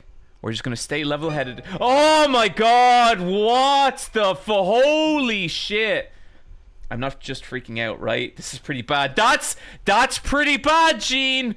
That's pretty bad, buddy! So this is why I can't leave home anymore. I'm sorry, that sucks. Thanks. I'm glad you didn't run away at least. About your transformation, what do you want to know? Are you in control? In control? Well, sort of. I don't feel like I'm losing control of my body, except for the faces. I can see through their eyes. I feel... Fucking Jesus. I feel them like they're a part of me, but I have very little control over them. Is it getting worse? Yeah, I keep growing more of them. I was afraid I would get too heavy to move, but I started growing more legs too. Jesus. I feel them starving. Anytime I get close to someone, like they want to bite a chunk off you, you should keep a little distance. What do you want to know? How did this begin? I was putting clothes on my balcony. Clothesline when I heard screams in the streets below. I just stood there slack-jawed trying to see what everyone was screaming about. I had no idea I was exposing myself just by staying there. I must have been out there for 10 minutes or so. I started growing faces on my chest and back a few minutes later. I thought I was having a nightmare. I still kind of think that I am. Does it hurt? No, it doesn't hurt. Thank God. It just feels strange. No. Can I see it again? No, it's cool that she doesn't show you again. She's like, no, you've already seen them, and that's fine. Okay.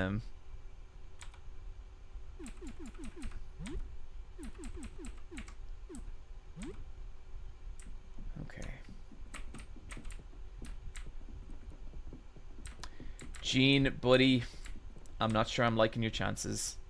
Oh, I'll take all this food, thank you. Have we? No, we've explored in here, right? Nothing left in the medicine cabinet. I think it's pronounced Jean or Jean with a soft J. Cool, thank you. It won't open. That's okay.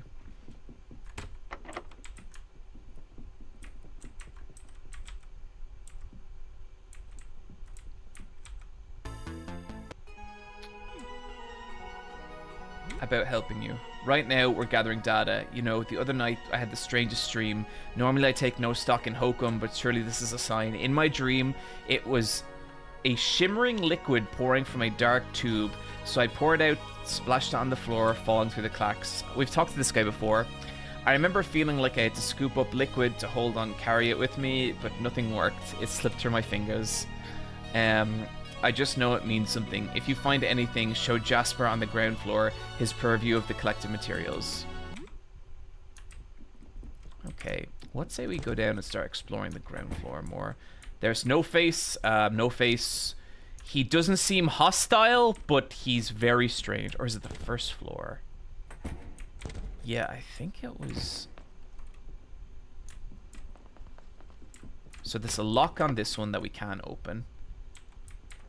And then the basement, I think, is also locked.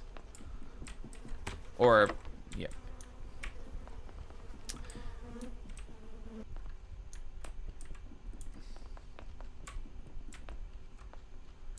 I'm so grateful for this fan.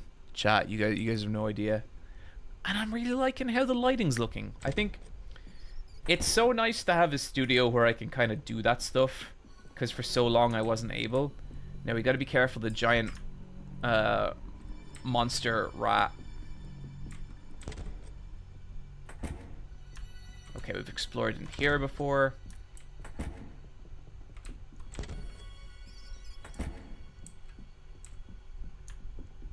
This is where I think no, this isn't where we found our... Yeah, no, this is where we found Ratu. So I think we're done in here.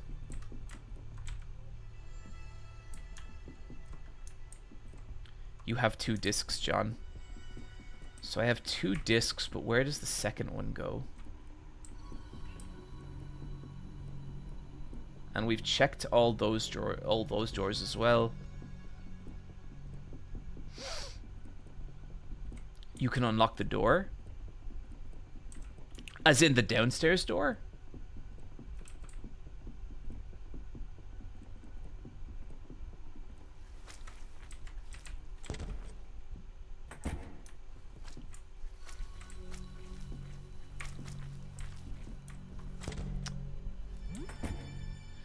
I saw 2 disc shapes hold. Oh, there. Okay, I'll try. I'll check that out. Shit.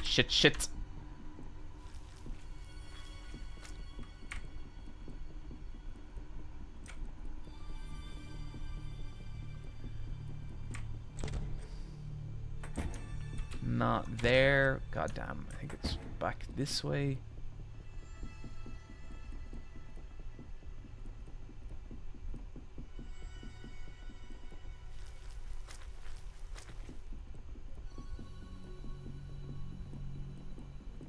Does this just loop? No. Hey, no face. Still don't know what the deal with that dude is. Disc-shaped objects. Oh, we have loads of discs.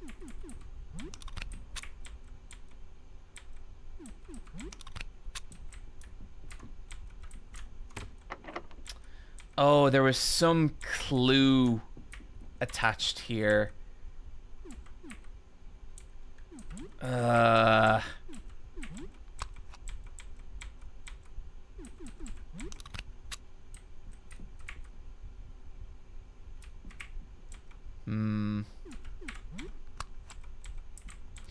mean, we only have 4 discs, so we could try them all in different combinations, but it would take a while.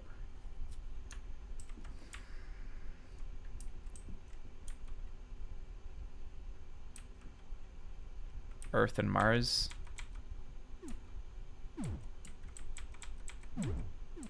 Did we not just try Earth and Mars? Nice. Okay, we're breaking new ground here. Okay, so yeah. Blythe, thank you for picking up some merch at iPatchwolves.com. Appreciate the hell out of it. Oh man, the fear of a new apartment floor in this game. Let's see what we got. It's locked. It seems like the back door.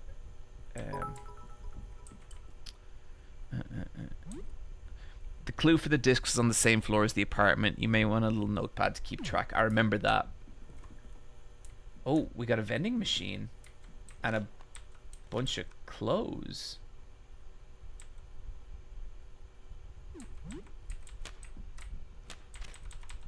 Huh. Okay. Let's take our time and let's explore each room. It's locked. It seems like the back... it seems like the back door to a convenience store. Oh man, there's going to be so many supplies in there. It's locked. It seems like the janitor's closet. And then in here... Fear and Hunger 2 has me scared of, sugar.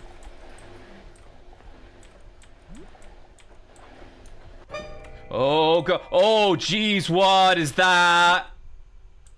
That's a big old, it's a big old wormy fella. I mean, we can probably take it.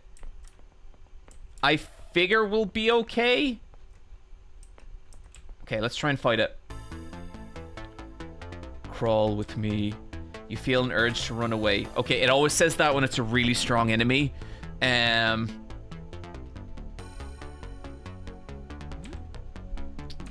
So special. Let's go for a deep cut. Actually, let's go for a regular attack and let's try and stun it with Sophie. So Sophie needs to hide first. Sophie evaded the attack. John attacks and miss. Oh, crawl with me. Okay, so let's attack and then Sophie, trick, confusion, reckless attack. Okay, so we have no way to cause stun, but blind is always a good one. Damn, 53 acid, and we are burning from the acid. Okay, it's weakness to cuts. Worm is blind. Okay, now that we know it's weakened to cuts, let's hit it with some deep cuts. And Sophie, let's use poison.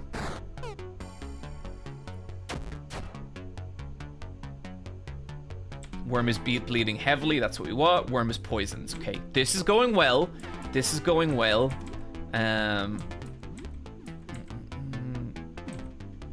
Let's cleave because I want to kill this thing as quick as I can. And Sophie,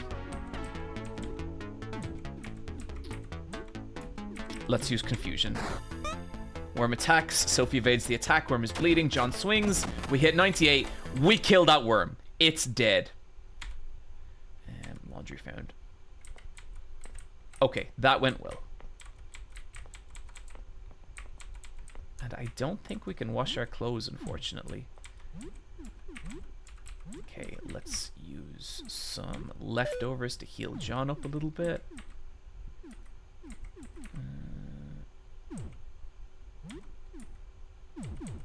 I'll save those bandages because we might need them. The laundromat's around. The door is stuck. Okay.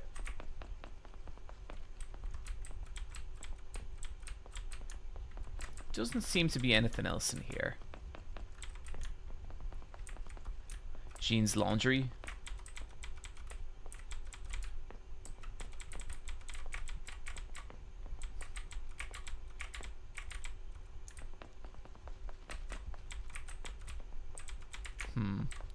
Nothing.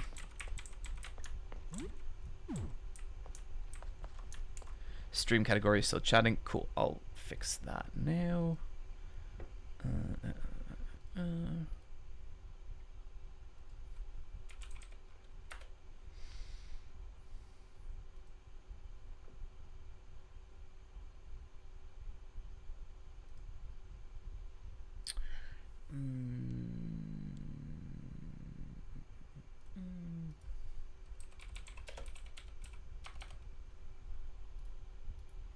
I hope Look Outside is doing well.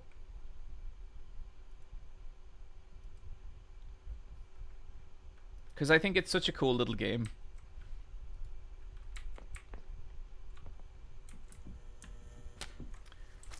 Okay. Some herbicide.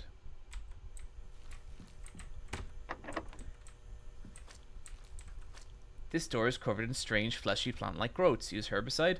I find it a little suspicious that the herbicide is outside the door that needs herbicide. That feels kind of like a trap. I will switch back. Sorry, chat.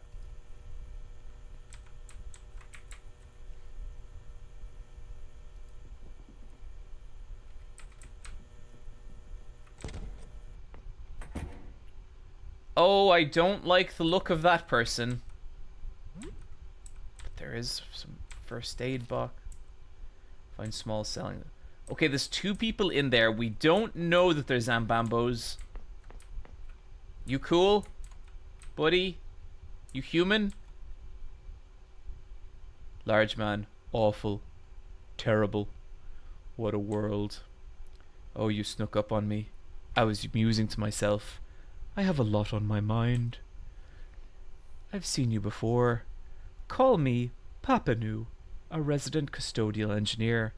I'm afraid I may be the last of the maintenance staff remaining. We're facing a worst-case scenario, a Class K janitorial disaster. I am quite overwhelmed. What happened to your staff? The chief custodian, Gaston, is missing. He has a key ring for all the janitor's closets on him. Mine was lost in the turmoil. Arthur worked the residential floors. Jean-Pierre worked security. Brenda worked the boiler room. And Sylvain was our certified electrician. Yeah, I know, chat. Class K is pretty fucking bad. All of them are missing. They may be dead, or worse. Although I have no hope, after all, the power is still on, and we still have hot water. What a nightmare. What do you do? I am a scholar of the custodial arts, handyman, engineer, cleaner, caretaker, watchman. My responsibilities include the main hall, Mutt's Fish and Chips, the convenience store, the restrooms, and the laundromat. I've dealt with everything from black mold to broken windows and even pest control. One must wear many hats in this line of work. Need any help? Do you know your way around a mop? I've used a mop. That's good. That's very good. I can't do this alone. I need to appoint you as a deputy janitor. Will you accept this commission? I know Mr.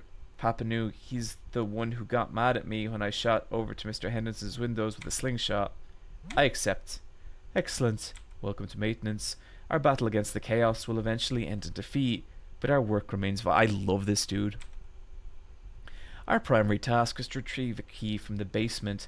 The landlord, Mr. Henderson, should have a spare. Then we have to restore the elevator. It's of strategic importance and cannot be overstated. Pray we find our custodial colleagues along the way. Oh, fuck yeah! New party member! Fuck yeah! He's a big dude as well. You okay? Oh, this dude looks very normal. Nestor. Oh, you're from floor 3. How are you doing? I'm Nestor. I think we've met before. Wanted to do some laundry, but there's some kind of monster in the laundromat. Nestor, I got some great news for you, buddy. It's occupied. Toilet, nothing to see here.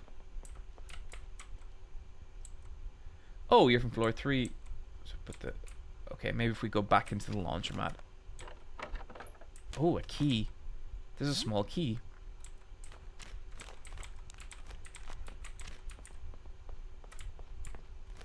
Okay, this is a good find. This is progress. Okay. That's right, boys. Mondo cool. Nothing could go wrong in the bathroom in a game like this. I mean, honestly, that bathroom was one of the more pleasant rooms we've encountered. So if we go back into the laundromat... Nothing. Oh, yeah, we have to open the door to the laundromat.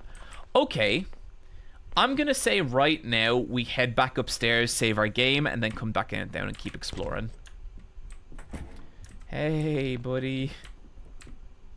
Yeah, I haven't figured out what the deal with that dude is. He basically just wanders around, and we can get into encounters with him, but, like, he's not aggressive. Like, he won't attack.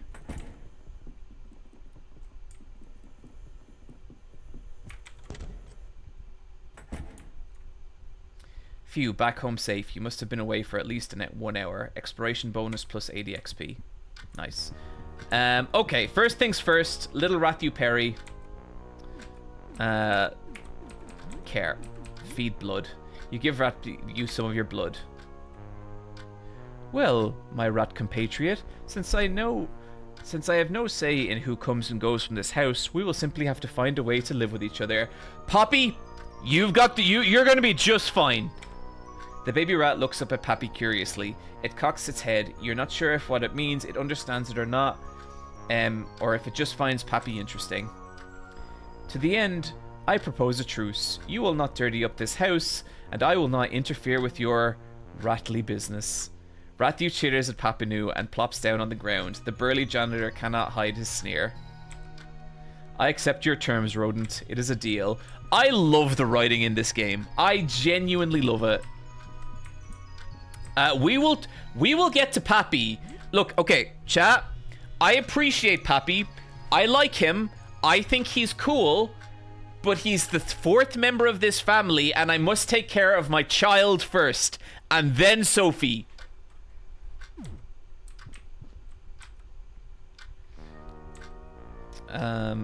Let's talk to... You spend some time talking with Rathu. That's it. I've had enough. Papanu angry storms over to Rathu and picks it up and marches over to the sink. It squeaks and wriggles in the burly janitor's arms. Calvary, you smell like something I cannot mention in polite society.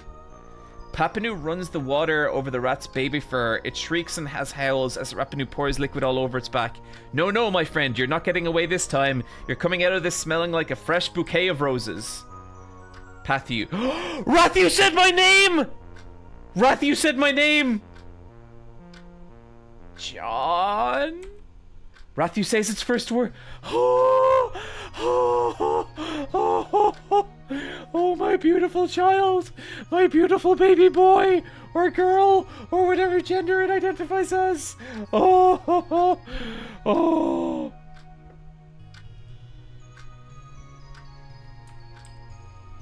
Okay, I was worried there for a second. I think Pappy's gonna be just fine.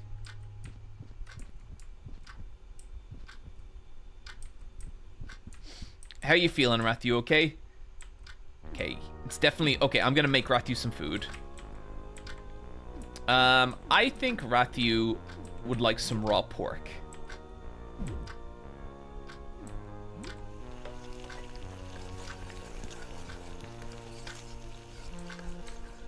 Big win indeed, the Incredible Aitsu.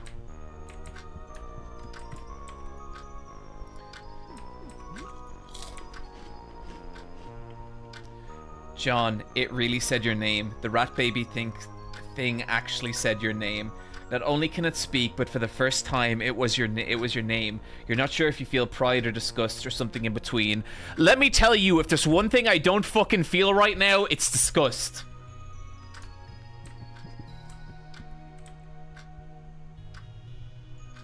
Rathu is sucking on its foot. It looks hungry. Still hungry. You tell Rathu a story. You get the feeling it understands what you say a little bit. Oh, Rathu. I'm gonna feed it more. I want it to stop being hungry. Let's feed it another bit of raw pork.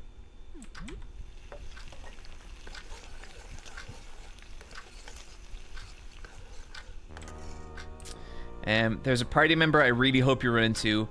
Not only are they to your taste, but their interactions with Rathu are precious. Okay, I really hope I run into them too. You feed Rathu.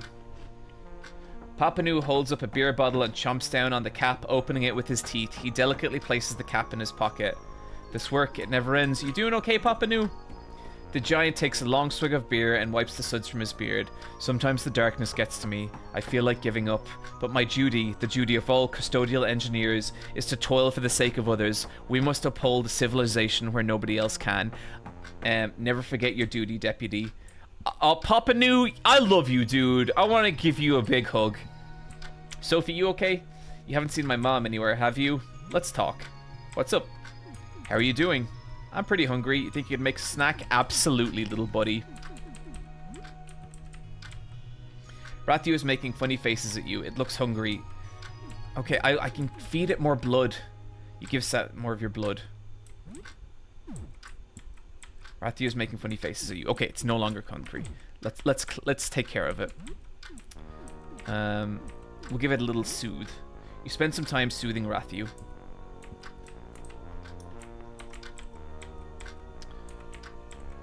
Someone's at the door. Oh, someone's at the door? Let's save first. So what's up? Anything interesting happened since we last spoke? You tell her a bit about the recent events. Discs with images of planet. That feels familiar somehow. Did I use these discs before? I suppose nothing too bad happened then. That's good. Have a good evening. Okay, who's at the door? There's someone at the door. What should you do? Look through the eye hole. A person in doctor's attire stands in front of the door. Although a mask covers her face, you can make out tired, sunken eyes. What will you do? Hello. Hello, I'm a nurse and I have some extra medical supplies. Are you interested in trading? Sure. My thanks for trusting me. Some people have been pretty skittish. She's been spending a lot of time caring for the wounded nearby and has heard some almost unbelievable stories. So, does any of this medical gear sound interesting? Let's trade. This is all I have right now.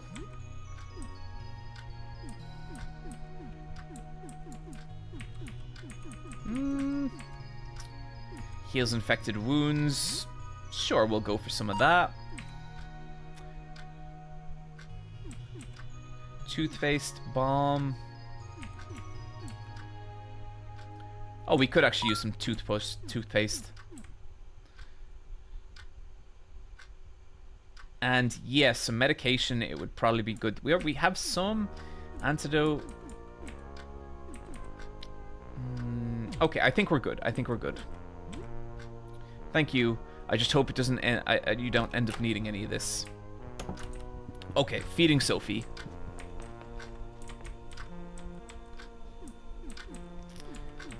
Let's go for tomato in a can with bread.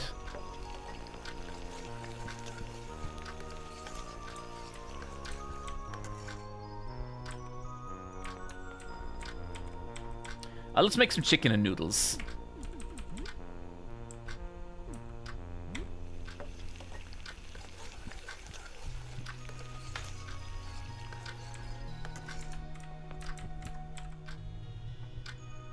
Let's share with friends. You eat some chicken and noodles. You share with 2 people. Everyone recovers 25 HP and 14 stamina, plus 7 social. Hey John, since you're kind of watching me right now, and since Mom isn't here, think I can eat Chucky bars for dinner? I guess. Woohoo! Alright, you rule, John. Okay, so you okay, my little buddy? You haven't seen my mom anywhere, have you? Talk. What's up? How are you doing? I'm pretty hungry. Okay, I need to give her more food.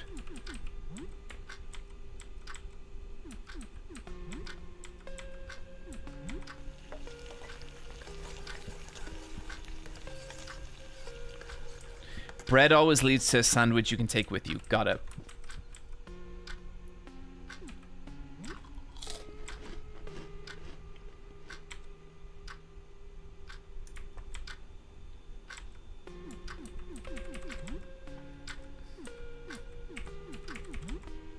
I'm pretty hungry. You think I'd make a snack? I fed you plenty. Okay, Papa Nu, what's up? Hey there. You ready to go out there and clean up the place? Let's talk, Papa Nu. What's on your mind? How are you doing? Listen, you can't clean on an empty stomach, so what do you say we have a snack? Everyone's so hungry. How long have you fought chaos? This isn't a story that begins with one man. It goes back generations to Papanu's long gone. I follow where they led. I unclog the toilet of injustice and strife, and just as my father and his father and his father did. And maybe someday, in future, a new Papanu will follow my trail. How long... You seem to have an ideology. It's not enough that we build civilizations. It's not enough that we build. Civilizations will always build. No, we must maintain. Strive against the fraternal force of empathy. You know, I think if we all just had the goal of maintaining as opposed to building, the world would be in a much better place. That is the custodial art. That is what the custodial arts are. We are brave few who dare to fight the malignance of broken toilets and dirty floors. That is what I live for, and perhaps I'll die for. What do you think will happen? In the end, we will lose. I have abandoned all hope. All I have left is duty. Did you look outside? I haven't the time. Too much to scrub. Okay.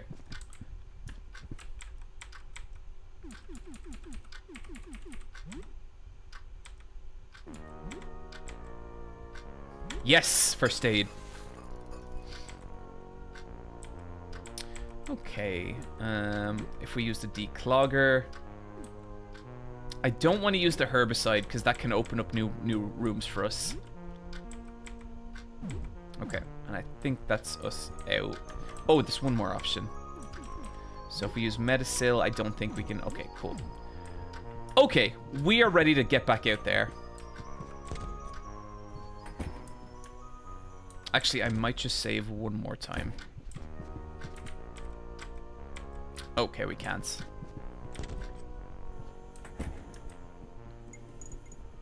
Oh man, we're rolling with a party now. I'm so excited. Ignore him, Poppy.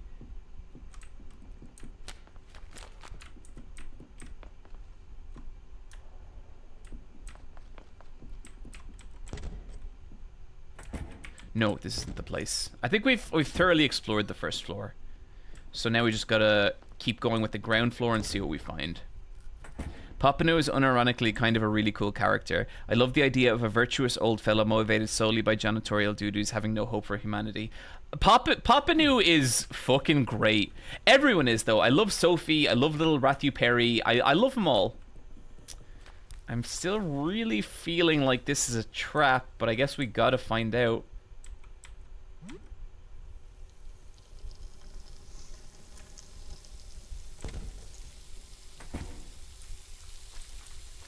Okay, we've got a med kit first.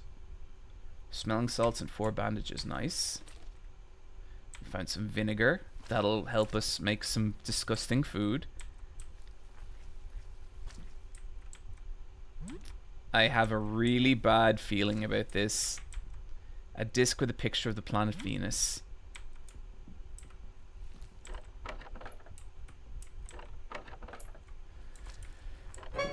Oh, okay. I guess. I mean, we're rolling with a party of 3. We should be able to take out this guy. Famine, so hungry. You feel an urge to run away.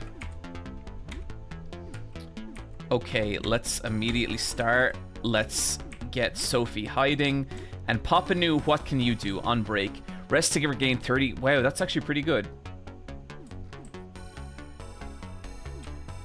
Cleansing swipes, power smash.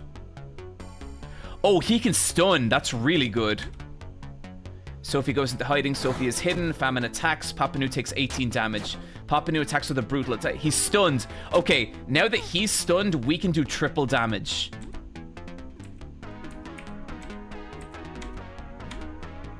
And let's actually just try and knock this guy out.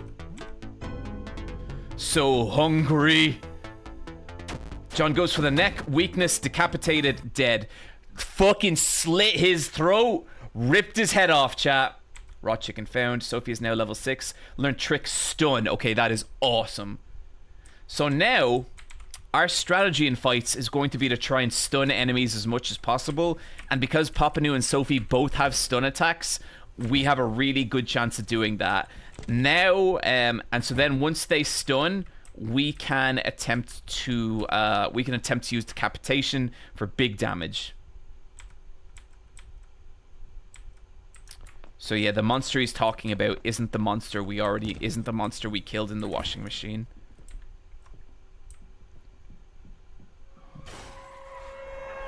Oh Jesus! Oh, monsters abound. Oh my god. Don't want to fight that thing. Oh, it's one big monster or lots of little monsters. Huh! Okay.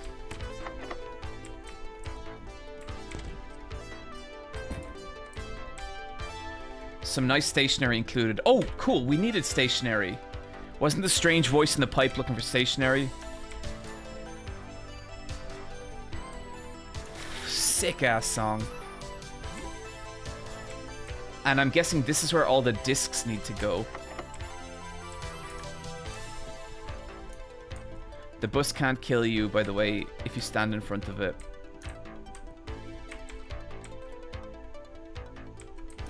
Okay, so 1, 2, 3, 4, 5 discs, but I think we might need the Mars and Earth disc.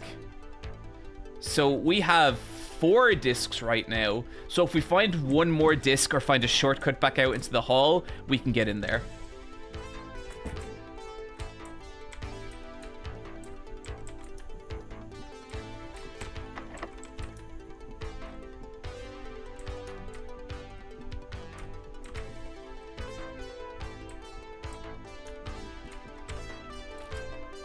You found nothing usable. I believe you are John. Yes, I've heard a lot about you. I am Jasper, leader of the astronomers. We seek 4 offerings for the visitor. 4 depictions of the visitor. Images, writing, anything. We are so close to a breakthrough. I believe there is still time to save mankind. Bring them to me and you may join our communion. A colleague, Edwin, lives in apartment 31. I believe he has something we may need. He gave me this key for safekeeping. It may lead to a clue. Receive telescope room key. Do you have an offering? I have an offering. What do you have?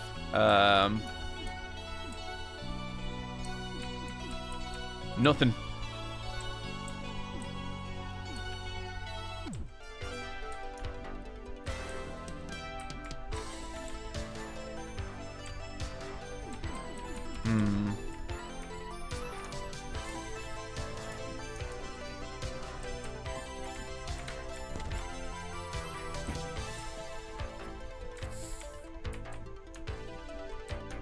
Nothing in here. Okay. Okay, so we've got 2 leads. We've got to go to floor 301. Can we go in the bus? I don't think we can.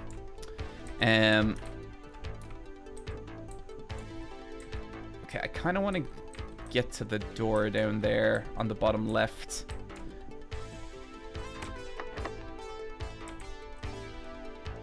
Oh dear.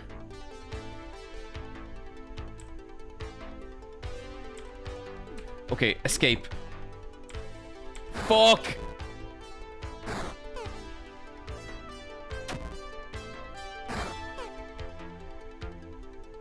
Escape, come on, come on, come on. Okay.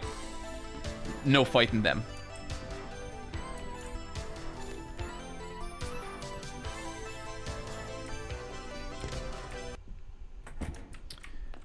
Okay, so if we had one of those discs, we'd be able to get into that room that's blocked off, but we don't. So okay, right now,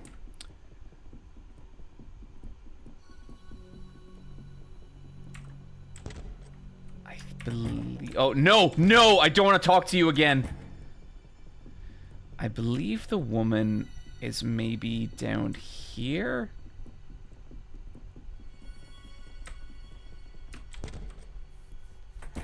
I know how to get to her another way if this isn't it, and I don't think this is it. You feel movement in your bags.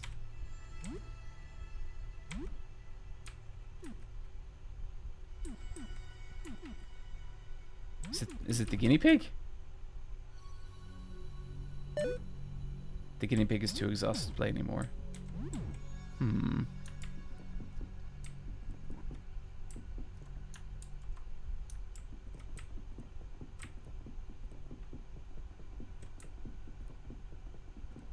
Okay, I think I know how to get to it from the second floor, so I'll do that instead.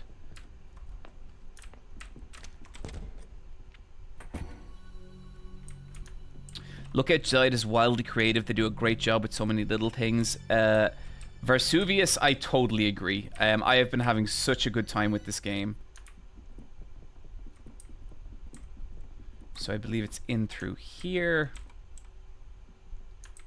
Man, I've killed him so many times, but I think we die every time. And I think it's down here that the lady in the pipe is.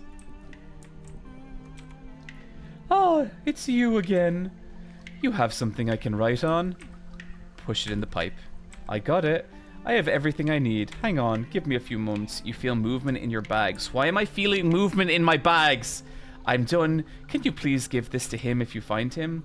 A lightly curved envelope is pushed out of the pipe. It's stained with a greasy fluid. Received love letter. I hope I can see him again. Who's it for?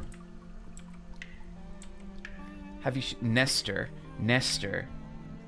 Nestor is the dude on the bottom floor. Okay, let's go deliver this dude his letter.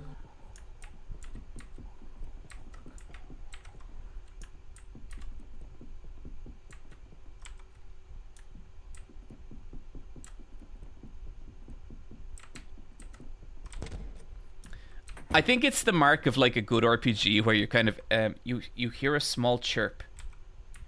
What is going on? A roach? It hitched a ride in your bag. You find a roach in your stuff. You try to grab it. Got it. It's wriggling in your hands. Keep it. You put it back in your things for some reason. Hey, listen. If we had just killed Rathu, then what, you know, we're a creature of peace when possible. You feel a bit itchy.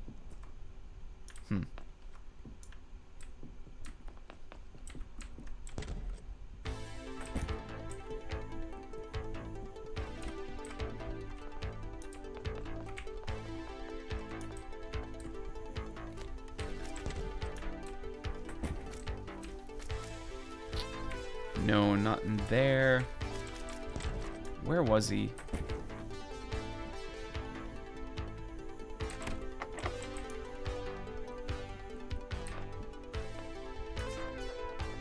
Yeah, he wasn't in there.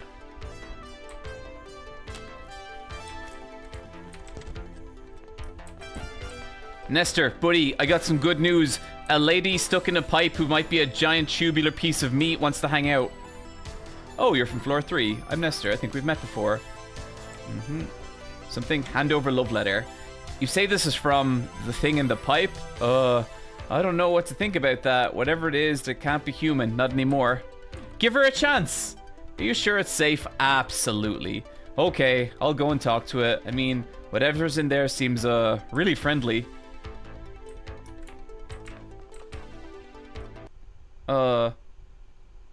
It's this thing again. You wonder if it's been following you. Hi again, friends. It encountered me. The creature seems excited.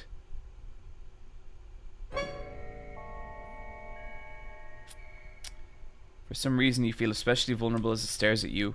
With those teeth beneath its mask, your steady gaze. Goodbye. Yeah, that fucking thing.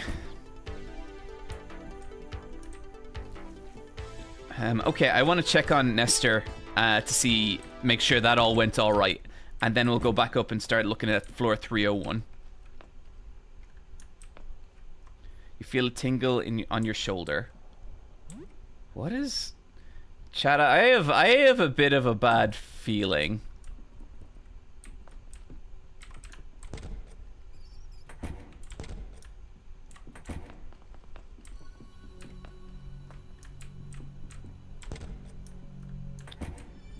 That's the roach. feel a bit itchy. I'm getting those notifications a lot, and I'm getting worried.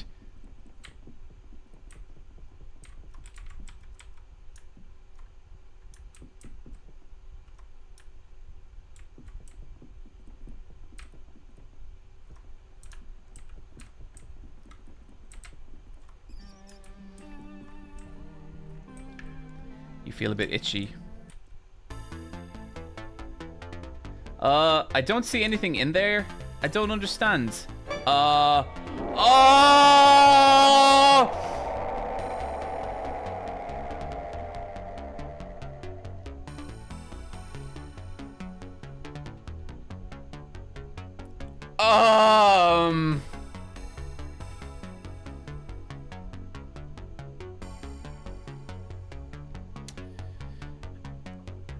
It's in my eye. Yarg, get it out. It's pulling. It's in there. I can feel it rooting around in my brain. What do I do? What do I do? What do I do? Oh, God. Nestor, I'm so sorry. Oh, no.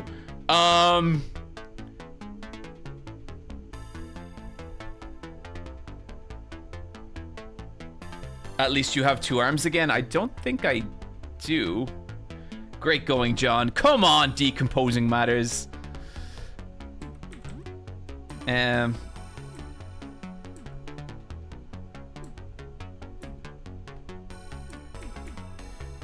They're really hitting it off. Jesus. Okay.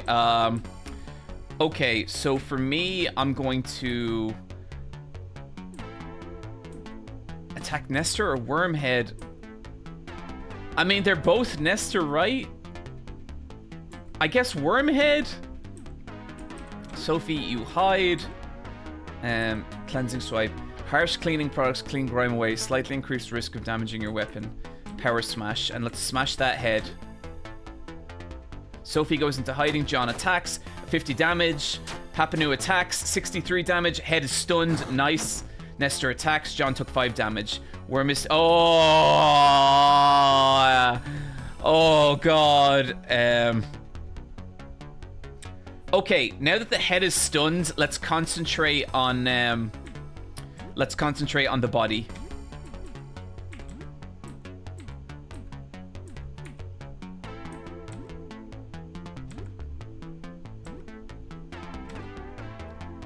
Wormhead is still stunned. Nestor took 38 damage. John attacks, 38 damage. Nestor attacks. Sophie evaded the attack. Sophie is attacking. Nestor is stunned. Wormhead flees. Wormhead flees. Oh my God, what the fuck? What remains of Nestor doesn't seem to be paying you any attention. Should you follow the other parts that fled? Oh, Nestor, no. There's the other parts. You're not getting away, hand.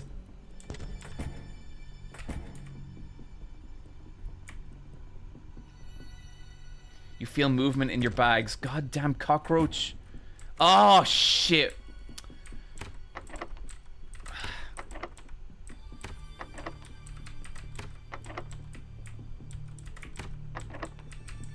I'm gonna find you, you little digited bastard.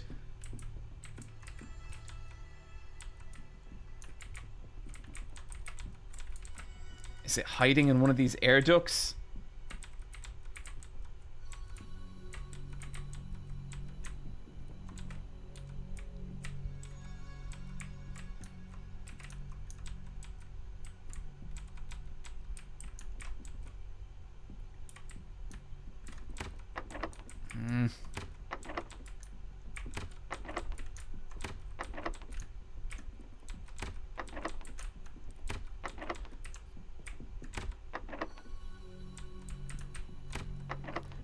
There's some people in chat saying, oh no, and I don't know if that's just at the general situation or they know something I don't.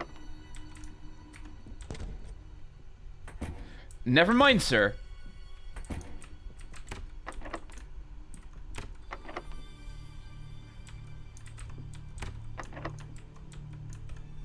It's gonna show up in your room when you sleep. It better not. I think it went the other way. Yeah, I see. I don't want it. I feel like that thing's gonna follow me back to my apartment if I don't kill it.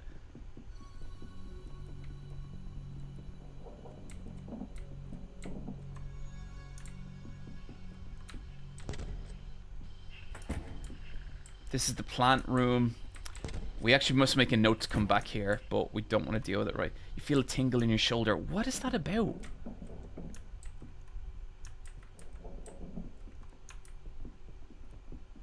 It's cute. Okay. You should have went for the head, homie. I guess so. I mean, we could still find the head, right? Right?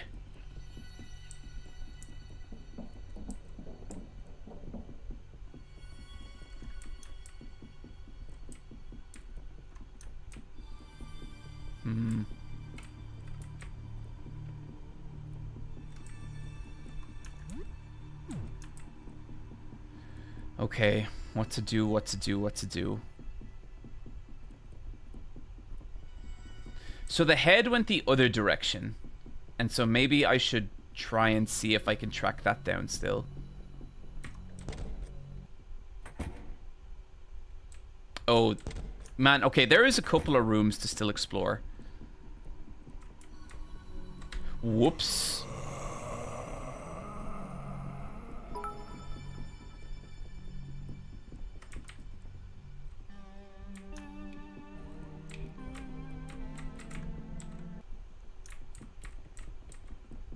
Damn it. I think we've lost all trace of it. That sucks. Unfortunately, the entire Nestor quest isn't completed yet. Dev is working on it. Might be the 75k sales patch. Okay, cool. So we can actually beat the full quest. Okay, now let's head up to apartment 3-1 and see what's up there. Should we tell you where the head went? Yeah, please do. Please do. You can still find it.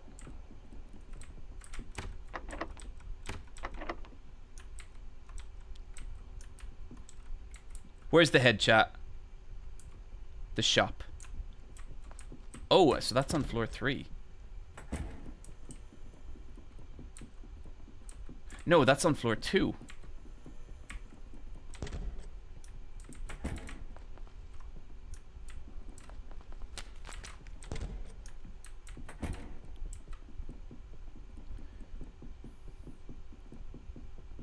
I think this game absolutely rules.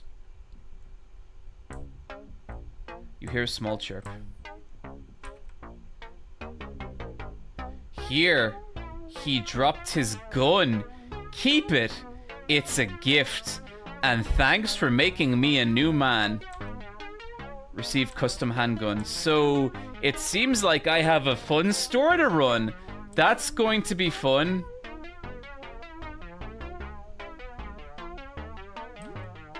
Sure, buddy. Want to talk about something? What did you do to Eugene? I just took over for him. Is he dead? Ha ha ha. No, he's not dead. I made sure of that. Can't you hear him screaming underneath there? I'll take care of him. Don't you worry. We are good friends. Eugene isn't coming back. Neither is Nestor. We should get rid of this guy. Oh well, that sounds good. That sounds horrible. Ha ha ha, is it horrible? I guess it is. He'll get used to it. What should do for you, motherfucker? What you can do is fucking die. Are you sure about you want to attack? I think we can take him. Oh, you're robbing me? Bad idea.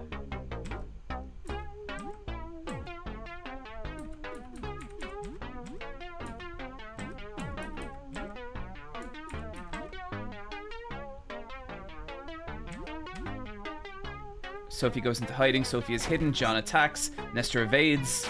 Papa New attacks. 71 damage. Okay, here we go. This isn't going to end well for you. Okay. The art for that looks a little unfinished, but I mean, who cares? Special. Let's go for blinds. And let's go for attack. John attacks. The weakness, Nestor is bleeding. Excellent. Papa Nu attacks. Nestor takes 39 damage. Nestor is bleeding. Sophie plays a trick. Nestor is blinded. Nice. If you run now, I'll forget about all this little lapse of judgment.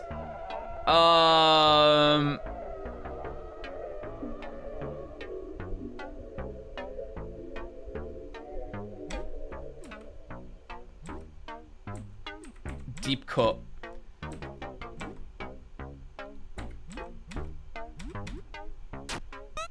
Papa Nu attacks, Nestor evades, John attacks recklessly, 75 damage, Nestor is bleeding horribly, Sophie plays a trick, Nestor is stunned, Nestor is still stunned. Oh, well, it looks like you made your choice. This is not good. Attack, Nestor, Sophie, special,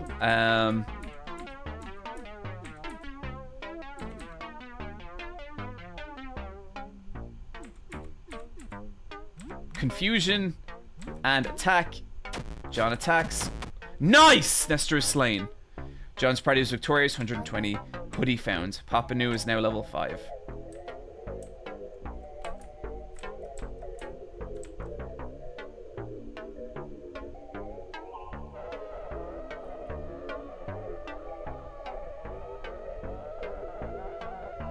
Wait. Can I just take everything now? Oh my god.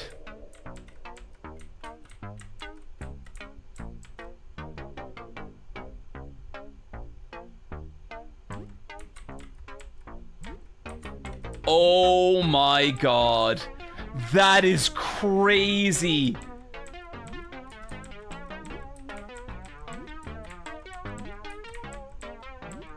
I can't believe this. Oh, we're having a party at the apartment tonight.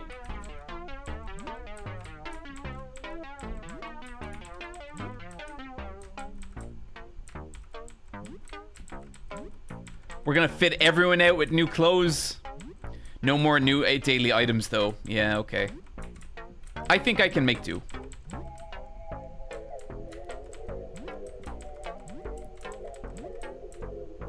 This is so crazy.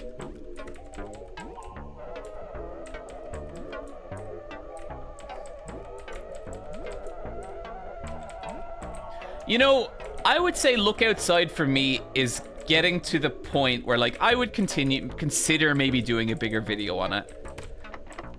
Now, I have so many videos I want to make that it would not be soon, but this there's a lot of really interesting game design in this.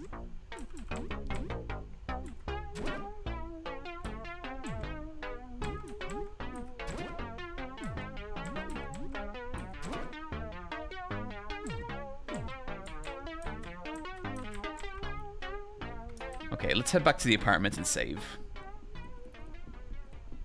There's no way this doesn't have repercussions. I agree. So you could also kill Eugene way before this and the game bugs out with Nestor just reviving Eugene. Probably going to get patched out when the is so unique. This game is so unique. AAA could never.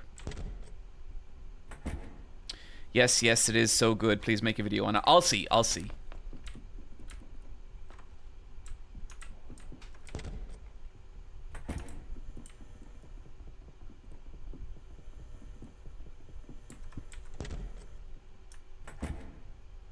You are away for a few hours. The danger was stimulating. Exploration bonus 160 plus 2 morale. Okay, let's see. What time is it? It's 17:04. Okay, I think we could probably squeeze in one more outing. Rathiu is drawing with colored pencils. You spend more time talking with Rathiu. Okay, let's have a little...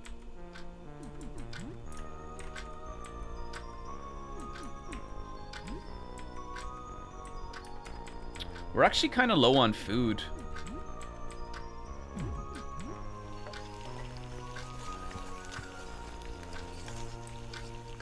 Whoop, there goes the camera. Damn, not again.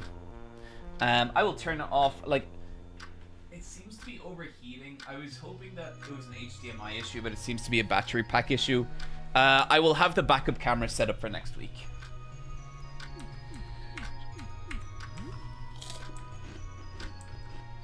Mm, mm. You can hear Eugene screams in the new shop song near the end of the loop. The music goes way too hard. That's so cool.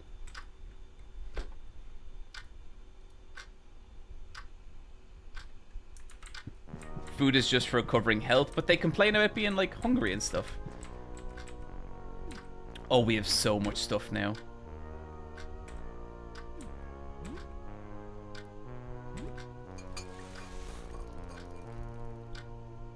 It's not an eye patch will stream without a camera failing. That is the unfortunate theme of these streams.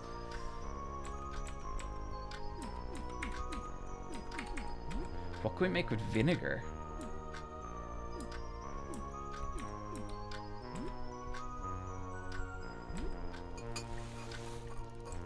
Gas bomb, nice.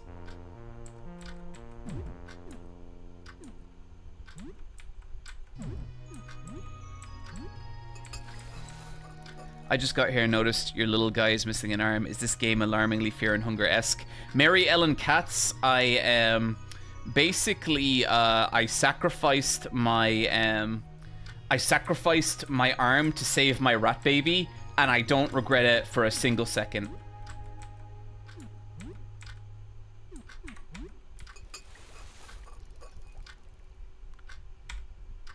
John just over there casually crafting chlorine gas.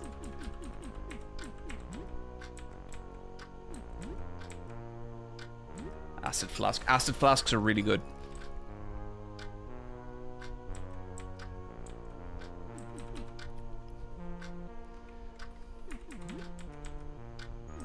Okay, nothing and nothing, and I think that means we're done with everything. Nothing. Okay, cool. So we're okay on health. We really need to find some food though. So 2049. Okay, we're gonna get out for one more exploration round. Say what's new? Anything interesting happened since we last spoke? Tell her a bit about recent events. So that's it. What a huge crash. A bus rammed through the front door. Yes, of course I heard it. Imagine the whole city block did. Well, I'm glad you're okay. Jasper? I think I know that name. I don't know. I'm sorry. I can't remember. Oh my god. His body parts detached and he ran all over the building. I think I'm going to be sick. What was in that pipe? Less than 3. Abominable Kiwi. Thank you so much. Appreciate it.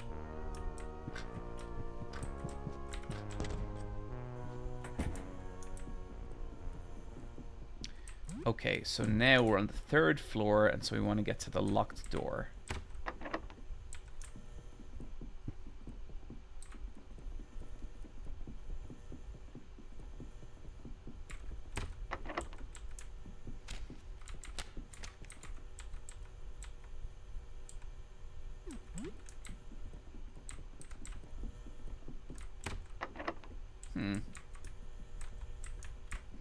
I thought we were meant to go to... Or maybe it's in one of the apartments.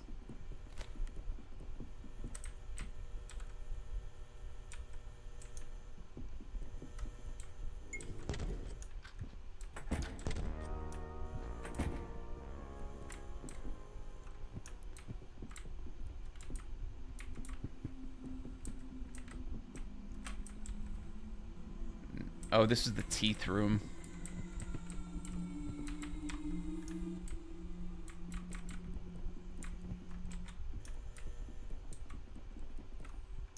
He said 31. So where is 31?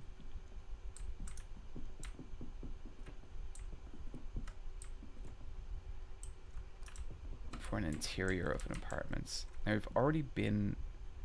So which... I don't think it's this one. I think it's the Help You apartments. Okay, let's give it a look.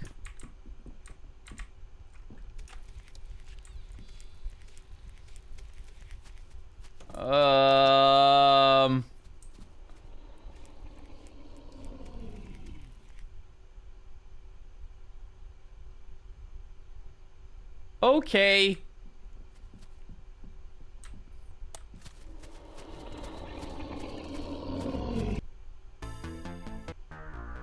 You feel an urge to run away. Okay. Whew.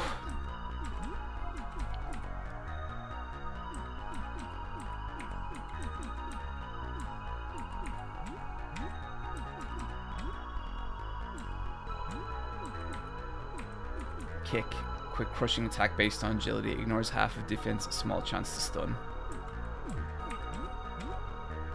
Sophie goes into hiding. Sophie is hidden. Pinapo attacks, or Papanu attacks to 35 damage. John throws an acid flask. 150 damage is burned from the acid. So many Stargazer stazing.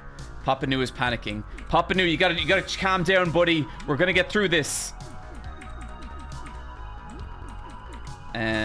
Let's go for blinds. And Papanu attack. Papanu attacks, 53 damage. John attacks. John misses. Sophie plays a trick. Stargazer is blinded. Stargazer kicks with as many legs. Stargazer kicks with as many legs. Oh, John, I counterattacked. Okay, it's right up next to us, but it's taken a fair bit of damage. I think we can beat this thing. Special, let's go for stun. Papanu is no longer stunned. Papanu is still stunned. Oh, that's weird. Stargazer takes 49 damage. Stargazer thrusts a giant telescope. John takes 63 damage. Okay.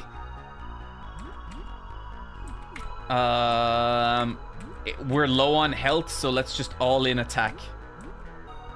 Papanu attacks. Please die, please die, please die. Stargazer attacks. John took 30 damage. John's dead. John's fallen unconscious. Sophie attacks, 3 damage. Let's go for confusion. Papanu, kick it. Papanu, 19 damage. Stargazer is still stunned. Stargazer is confused. Stargazer is no longer stunned. I think this thing can attack a lot of times per turn. Let's try poison and attack. This poison doesn't affect Stargazer. God damn it, thank God. John's party is victorious, 250 experience. Okay, we're gonna need a first aid kit for us. Oh, awesome, a fridge, we needed that. There is some food in here. Loot the fridge. Found tomato can and stew mix carton. Let's see if we can get this picture back up. And I am back, chap.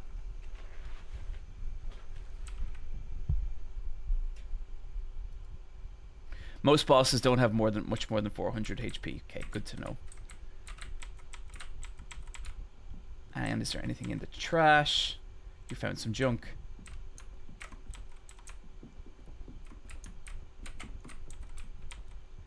Edwin's notes, dated about 2 months ago. The handwriting is skewed and there are many crossed-out passages.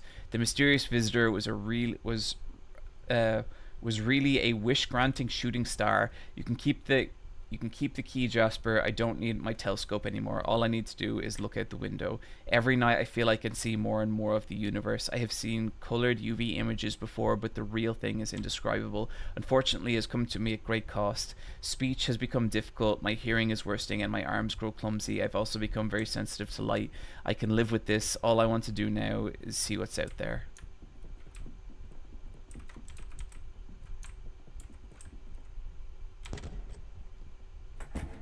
You feel smelly. It's getting late. You should probably go home.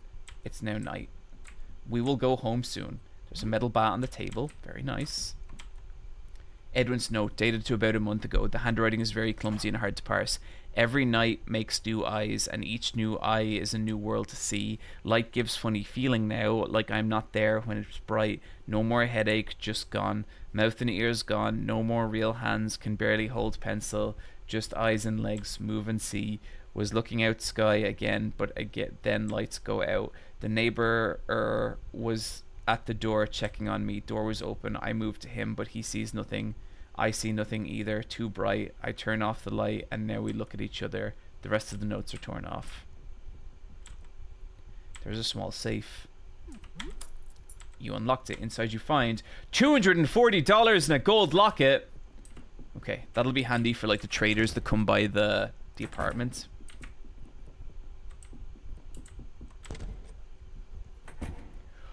Oh! No!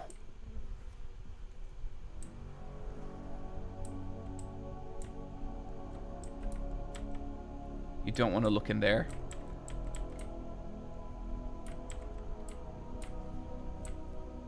Oh. Oh, this ain't no good. This ain't no good at all.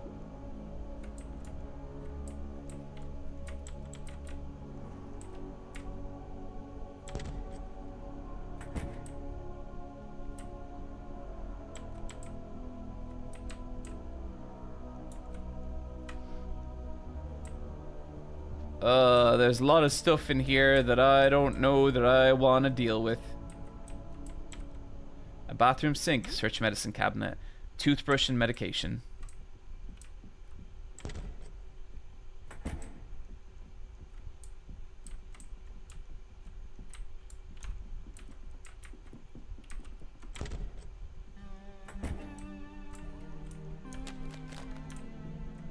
Oh, I'm back in here? Couple notes. When I saw him, I knew he had to die. Not ugly. Ugly is not the right word. Beautiful, but wrong. Tried to tell him while I was crushing him, but mouth is telescope lens. If he saw what he was, he'd understand. He just doesn't know. Not his fault. The next one was looking for him. He was also wrong. Grabbed him and made him dead too. I think everybody all like that. Makes me sick and sad. How they live like this. How I can help. Let me help. I can make you right. Just turn off the light and take you with me.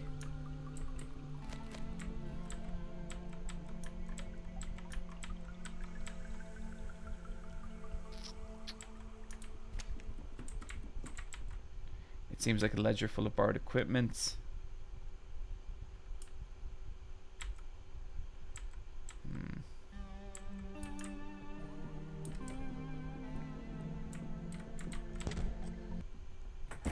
I feel like we've been in there before, right?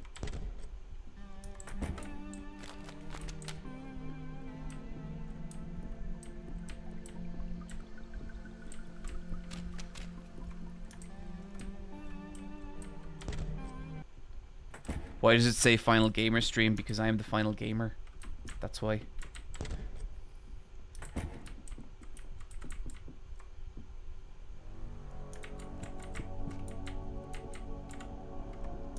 Oh, this place is just very troubling. Damn it! You feel an urge to run away. Confusion. Sophie goes into hiding. Sophie is hidden. Confusion bites down. Sophie evaded the attack. Confusion bites down. Papa Nu takes 15 damage. Papa Nu attacks. Okay, he's resistant to Papa Nu's attack, and he's resistant to the stabbing damage. I don't like this guy. I'll try jump attack. And Sophie, let's blind him. Confusion bites down. John evaded the attack. John counters for 21 damage. John performs a jumping attack. Confusion took 32 damage. Papa Nu attacks. 39 resisted. The hose, what is it? The hoe I use? Confusion is blinded.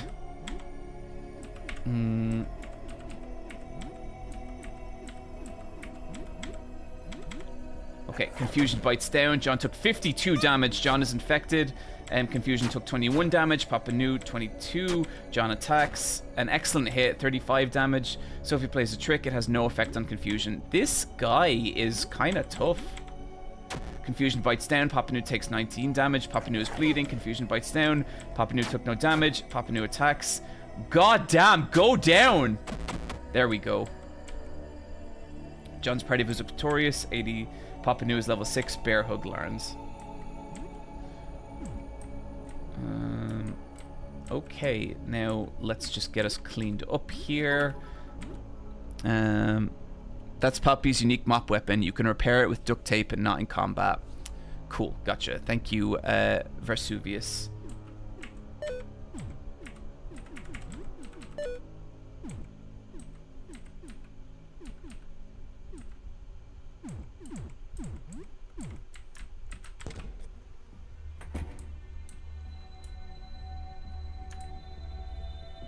I don't want to fight another one of those things. I mean, that was a cool room. Okay, we've been here. Okay, let's head home and sleep for the night. And we might have a little bit more of an explore around. There's something we're missing here.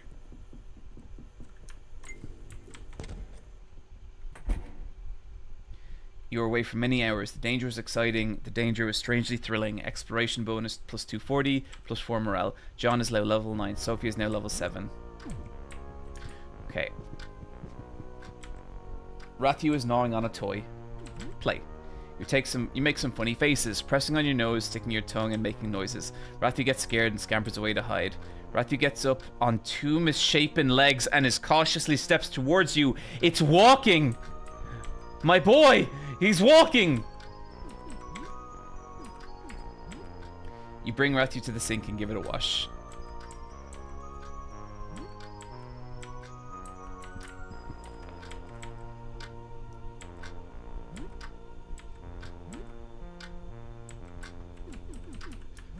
We can't spare any food right now. Hi there. You ready to go out there and clean the place? I think we need... I think right now we need to go to bed. So, item... Melee...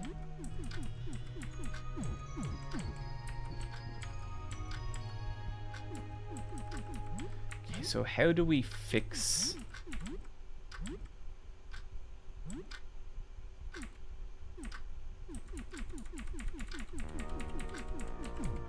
I would like to keep him doing blunt damage. So how do we fix that?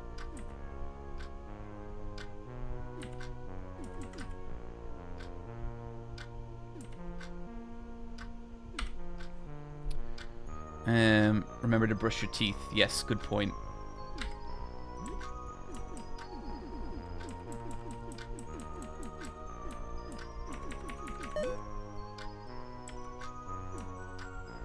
Oh, weird. I can't use the duct tape on it. Do I need to unequip it?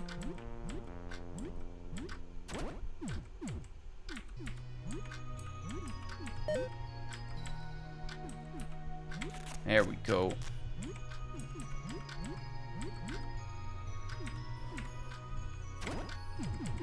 Okay, very nice.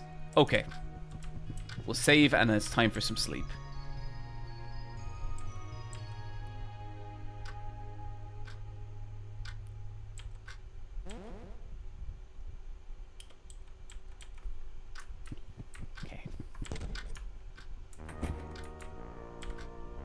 What you do? You water the plant. You think it's probably too much water for it, but at least you won't have to worry about it again tomorrow. End of talking to plants for today. Okay, let's go to bed. Your breath is awful. Oh God, I forgot to. I've got to brush my teeth. A knock at the door wakes you. It's now 11:43. Only 11 days left.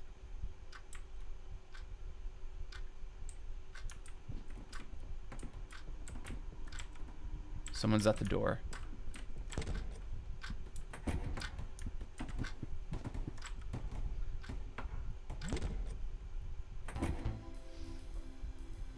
A group of leather-clad punks is standing outside your door. One is carrying another on its back. What will you do? Hello? Hi, a little help. My friend is exhausted. We need a place to rest. We won't be here too long. I don't know, chat. What do you guys think?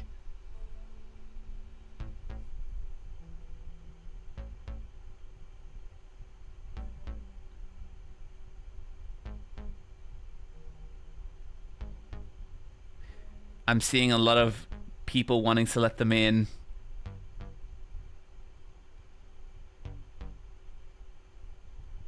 Okay, let's let them in. Uh-oh. Hi. I'm Zarya, and this guy in my back is Monty. Can you let us crash here for a while? We just need a bed and a bit of time. I don't know. I don't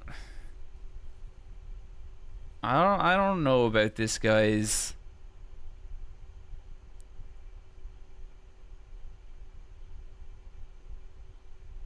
Like, guys, we have to think of Rathu here. This is more than just us.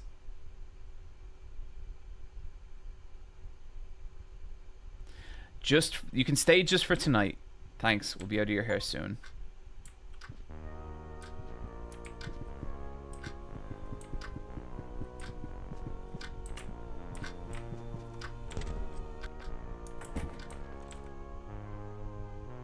You look at yourself in the mirror and think about the neighbors, those tooth people. The father, Clint, he was the only one you ever really spoke to. He always seemed like an okay guy. He didn't give you much choice, did he? I'm not looking so good. Why did you go to the house? Why did you go inside and kill Madison, the mother? You didn't have to go in. The boy, Joel, he let you in. His mind was even gone. He was lucid, kind even, and when you attacked, he called out for Fuzzy. I don't think I did attack him. You walked into their house and murdered them. This is what a murderer looks like. Oh my god. They became monsters. That's right.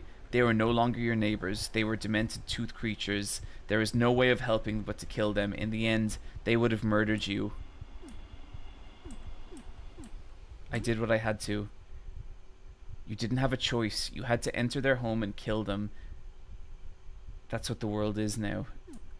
I had to survive. I put them out of their misery. They were miserable and lost their minds. There was no way to help them. Killing them put them out of their misery. You did the right thing. Maybe you're not a murderer. Maybe you're a hero. Maybe there was another way. Maybe you could have reasoned with them or found a cure. But how long would that have taken? Maybe you could have run. Maybe there was another way. Why are you doing this? Cut it out. You shake your head and snap back to reality. Strangely, you feel great. You feel grimy. Should you brush your teeth? Yes. That was fucking intense. You brush your teeth with some toothpaste, plus 8 hygiene.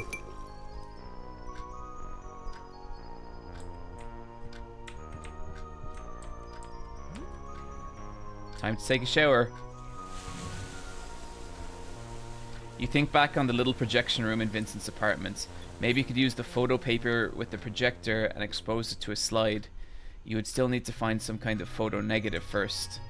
You shower for about half an hour. You feel soap and hot water, so the shower is very effective. John, you can never resist the urge to kill a child.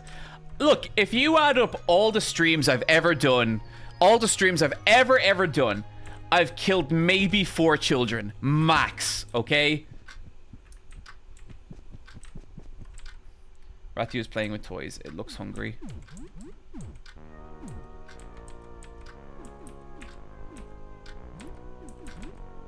You give Rathu some of your blood. Zarya makes a rare appearance to take some dirty dishes to the kitchen. Curious, Rathu skittles over it a little too close as she walks by, and her heel accidentally stomps his tail. It had better be a fucking accident. Poor Rathu screeches as Zarya trips, dropping all of her dirty dishes. They shatter on the ground beneath her. God, you stupid fucking rat. What the hell are you doing? You are out of here. Zarya gets back to her feet and gives the baby rat a solid boot to the ribs. Watch where you're going next time, you little shit. They're gone. They're gone. Where the fuck are they? The door to your room is locked. No response. Oh no!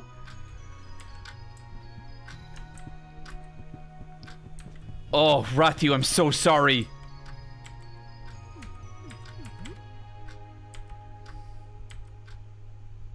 Haha. Let me see your face. Rathu snarls at Monty. Its tiny squeaks more cute than menacing.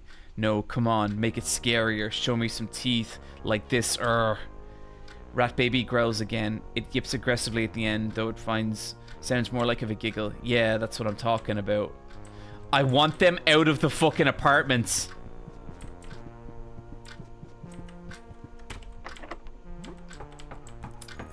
The door is unlocked. Huh. Thanks for letting us use your room. We're just gonna make it a little cozier. Here's a pillow. The couch looks comfy enough. Okay, no argument. They made my room way radder. But... yeah, what is it?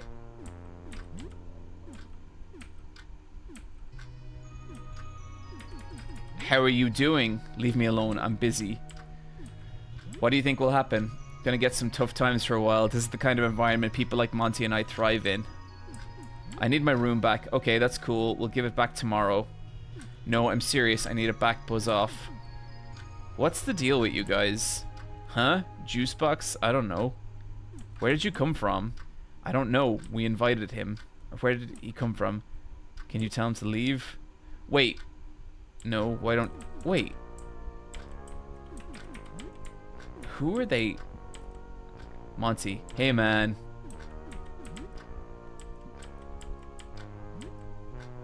What do you want, dude? Can you guys keep it down? Keep what down? Ugh. How do you know Zarya? We go to the same art school, but we're in a band called Brutal Wizard. Brutal Wizard is an amazing name for a band. I'm the drummer.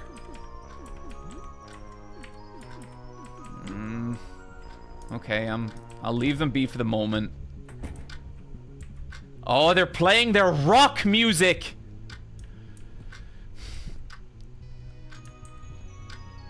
Juicebox is a guy who looked outside and hangs in here. He doesn't exist yet.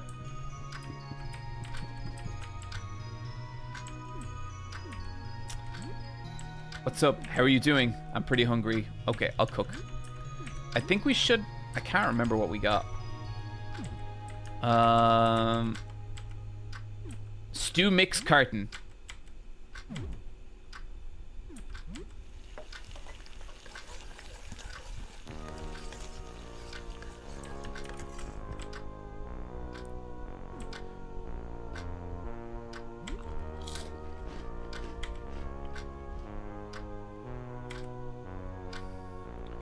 Brap. A confused Monty leaps out of his chair and peers around the room in bewilderment.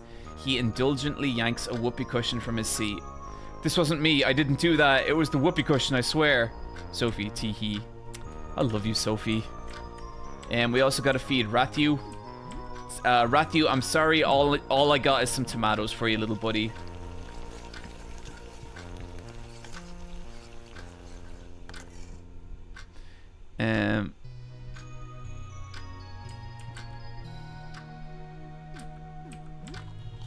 You fed Rathu.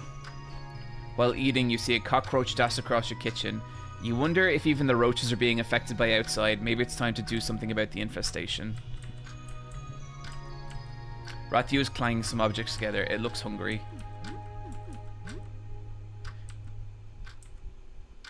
Rathu hisses and bares its fangs as Zarya walks by, its back arched aggressively, as if it's about to pounce. What do you want, you little freak? The rat baby... we should never have let these fucking people in. The rat baby chitters aggressively at her and inches closer, its claws skittering against the bare wood of the floor, its hind legs tense as it prepares to leap at her. What? What the hell? Leave me alone, you creep! God, I'm going back to my room. Rathu visibly deflates as Zarya storms off. Its little body quakes as the exhilaration of their confrontation fades. It looks like it was more scared than she was. God damn it. Is this where I sleep now? Oh, that's really cool. You can hear the music as you get closer.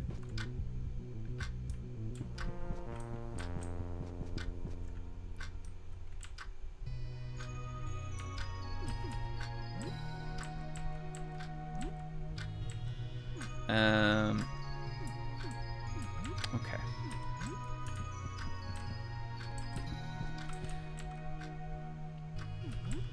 Okay, let's save.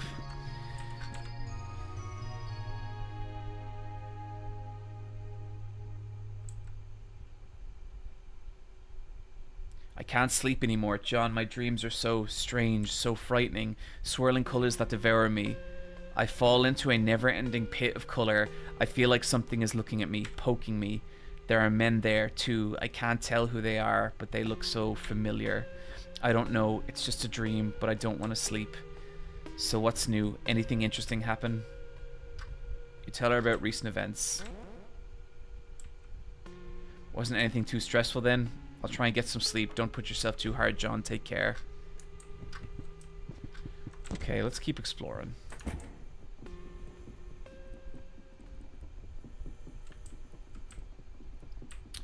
So, I don't know... Okay, where's the key item here? Telescope room key. A key found in the lost letter. Found apartment. The letter was signed with Edwin. But we already had access to this apartment.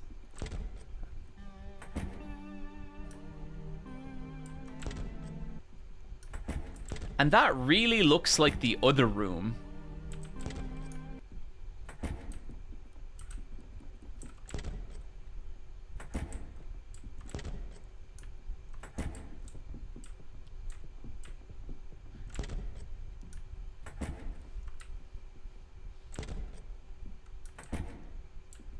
Yeah, I don't know.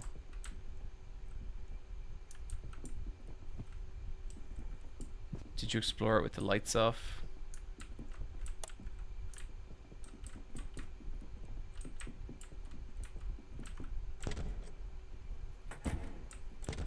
So this room changes depending on when you turn the lights on or off. Mr. Roshi, thank you for the subscription. Appreciate it.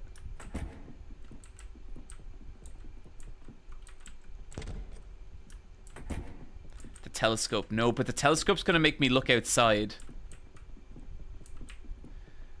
Okay, I'll try turn the lights off in the area above here.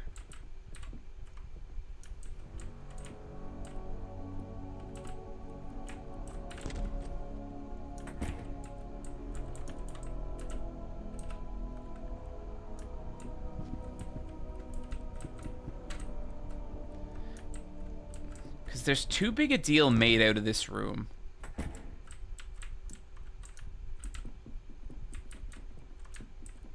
Like, it takes so much to get here and then there's nothing. That doesn't make any sense.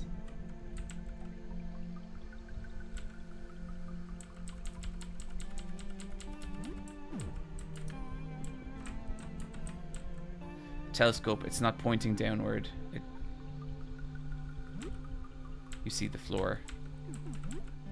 It's an odd-looking telescope. The eyepiece bulges out like it's meant to project an image outwards instead of being looked into.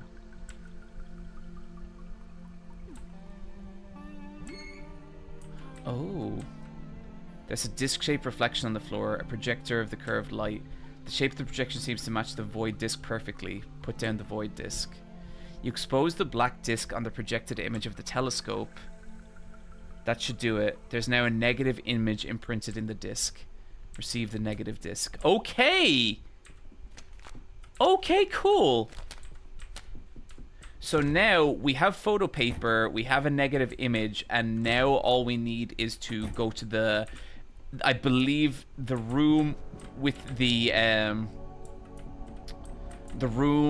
projector, and we should be able to get that image. Fuck! Here you are. I'm glad we finally meet. Face to face, I mean. I've been here with you for weeks, ever since I was remade. I think sometimes you feel me. You feel my presence. You feel my touch. My breath in your ear. Your back brushes against your legs. I don't want to fight this fucking guy. And we have no health.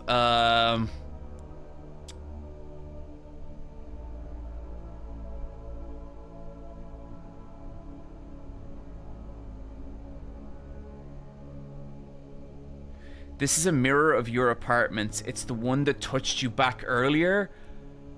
What the fuck?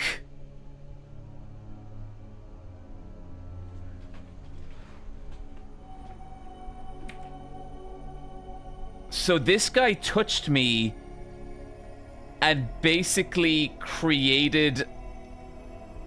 He copied my apartment. Like, made a bio-cut? Fuck, okay.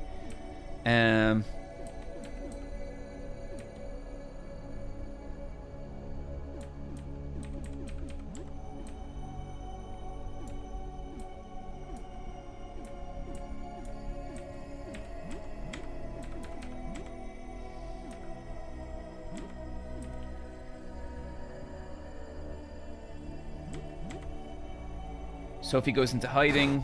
Spine attacks. Papanu takes 15 damage. Spine bites down. Sophie takes 10 damage. Papanu attacks. Okay, he's resistant to bashing.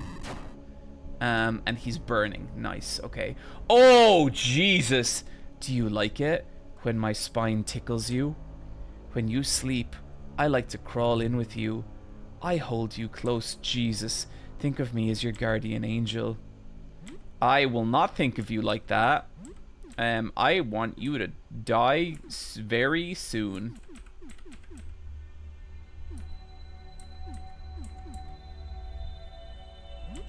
I want this guy to go away immediately. I hate everything about him. Please leave me alone. Spine attacks, 34 damage to John. Molotov cocktail, 60. Papanu attacks, 50 damage. Sophie plays a trick. Spine is blinded. Maybe if I remake you like me, we can be together for real. Wouldn't that be nice? Jesus Christ! We would live here instead, not in your place where the light is too bright. It's a bit different, but you'll get used to it once you can see what it's really like. I don't want to know anything about what this guy is saying. I just want him to die.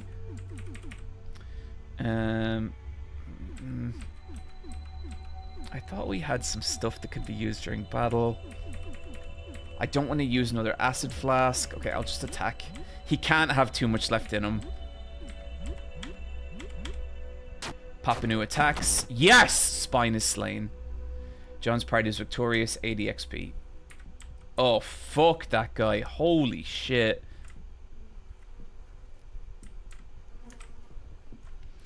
Eternal Potch, thank you for the subscription.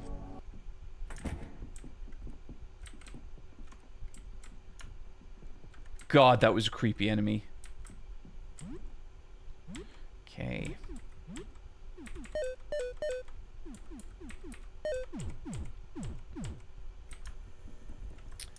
Now where was... I think the projector room was down on the second floor.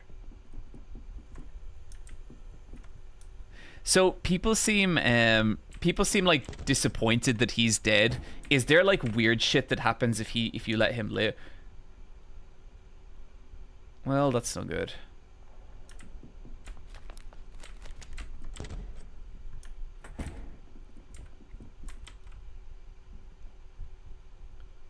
So nice to see you, friend. Please help me. They're out of control. I don't know what to do. Come in, help yourself, make yourself comfortable, stay away, they'll eat you. Jean, buddy, I don't think I want any part of what's going on in here. But good luck sorting it out.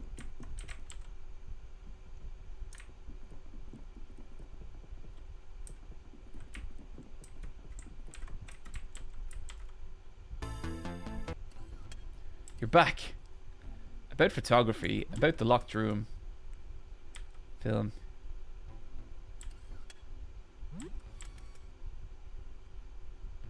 Photo paper, right? So first you need a negative image of the subject. Usually that would be filmed. Then you need to expose your photo, which I have done. Once the paper is exposed, you need to develop it. The part exposed to negative light will go and reveal the positive image. You need a dark room to develop the photo. I have a dark room here, but you can't go in right now. I have a project. Why are you hiding? Just shy, very sensitive to light, just like photo paper. So, but I want to use your room.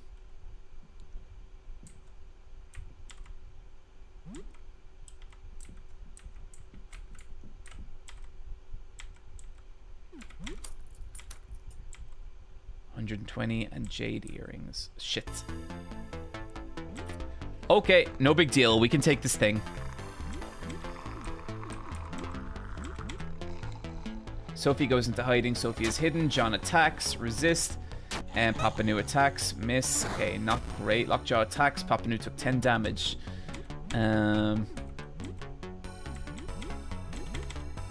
Papa Nu attacks. 22. John attacks. 22. Sophie plays a trick. There was no effect on Lockjaw. Lockjaw attacks. Sophie evades. Let's try for stun instead. John attacks. Lockjaw is slain. Cool. John's party received 40 XP. Raw pork found. Cool.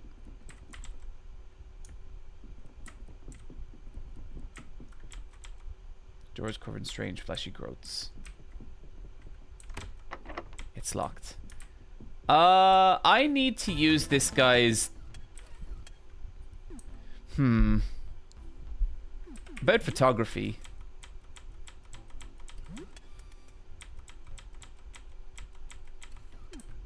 About the locked room.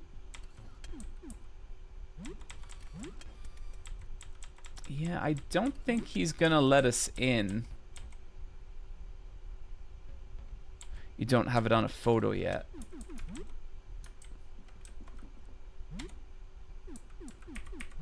So I need to find the projector, not the dark room. Go. You don't have negative photo paper just yet? Okay, I thought I did. I guess not.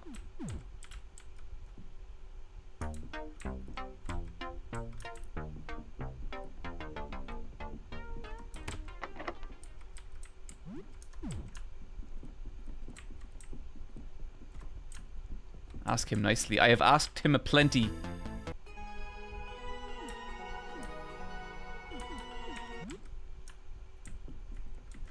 Oh, go to Vincent first. Where is Vincent?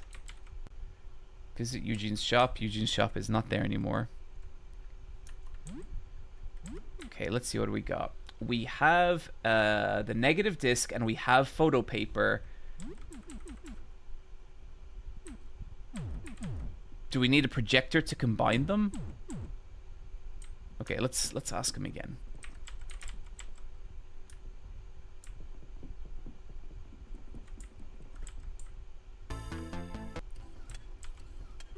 About photography.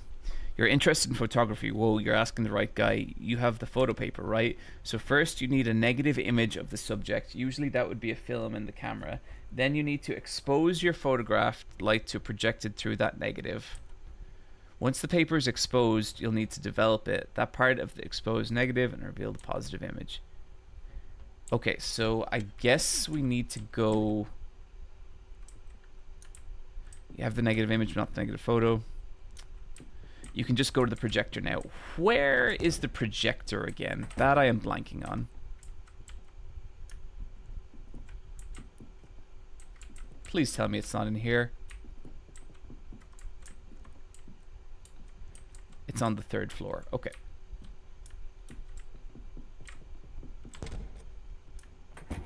Oh, shit.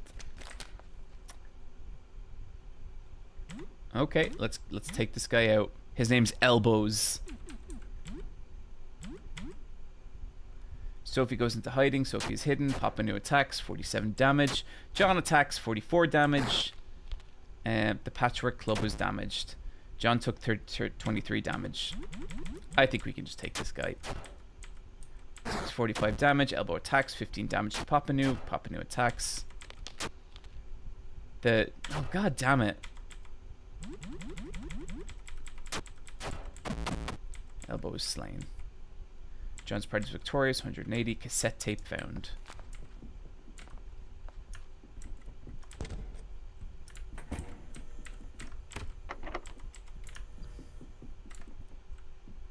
So that's the taxidermy apartment.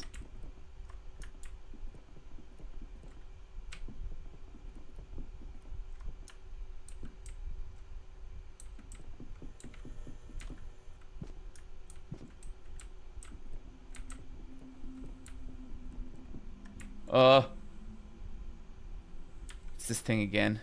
The robe shakes and trembles. Something moves beneath it. It opens. Oh my god, this has never happened before.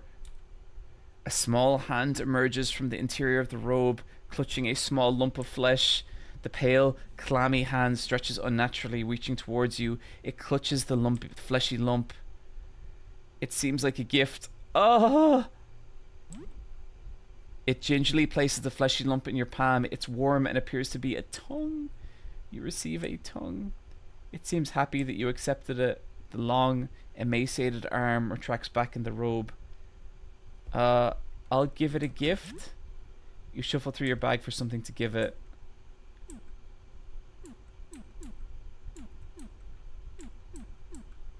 I think it would like the little taxidermy dog. You hand over the taxidermy dog.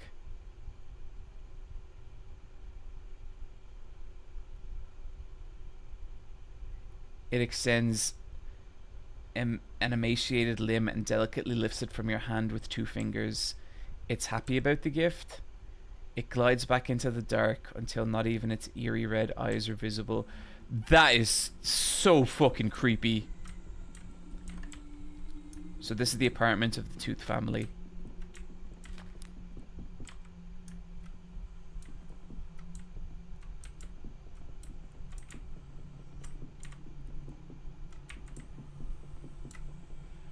And we have raided the fridge already.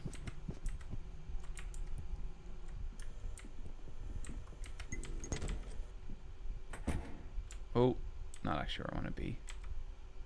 Papa Nu is now level 7.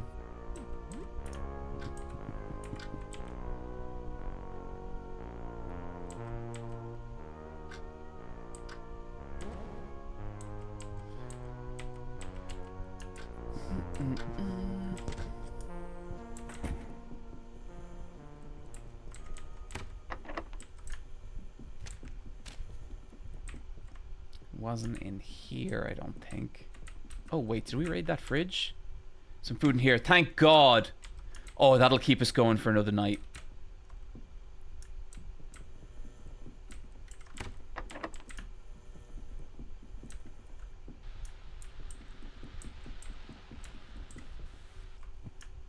That's where we had the first encounter.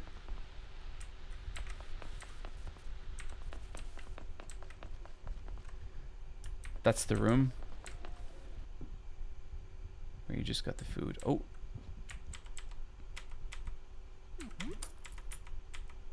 $100. You also found several coins to use in vending machines. Oh, nice. Okay. That's actually going to be great for food.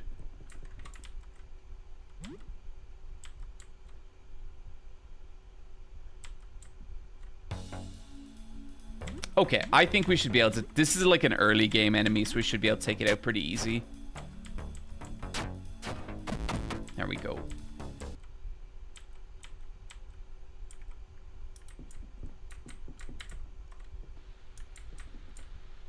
It's here.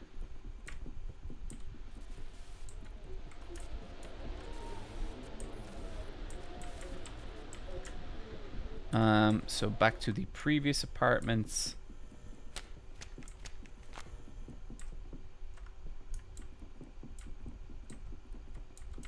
Do you mean this one?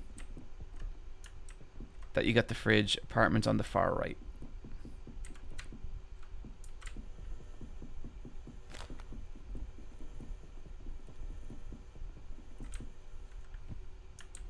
This is the tooth one, right?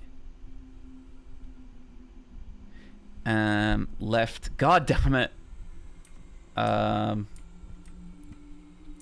there's their photo. A framed family picture. No, there's a room in that one on the right. God damn it. Sorry, chat. I know this is frustrating. Left. Writing right or left in capital letters will not let me figure out where it is. The apartment all the way at the end of the hall, up on the left, up. There is a door on the right hand side. Okay. So the apartment all the way... on the right of the leftmost apartments. On the right of the left, so here? Because this is the leftmost apartment. Here?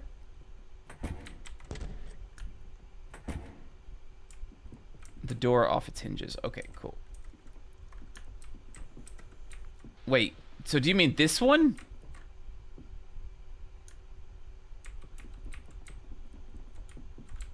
where...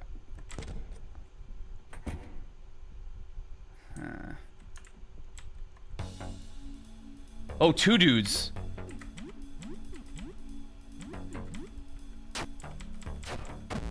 Oh man, Papa Nu's so cool. We're all cool. There's a 3rd door in this apartment. Gotcha. Thank you. Thanks, guys. Appreciate it. Oh, shit.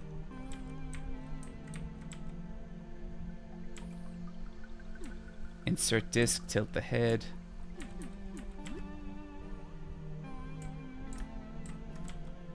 A golf practice mat for driving. Okay, insert disc. And we're going for the negatives. It did.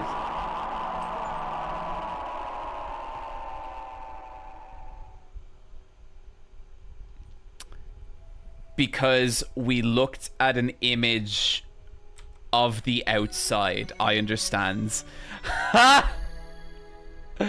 Oh, guys, I think that's gonna do it for tonight. Okay, thanks everyone for joining. Super fun stream again. We're definitely gonna play more outside, look outside in the future. Maybe next week, maybe something different. I haven't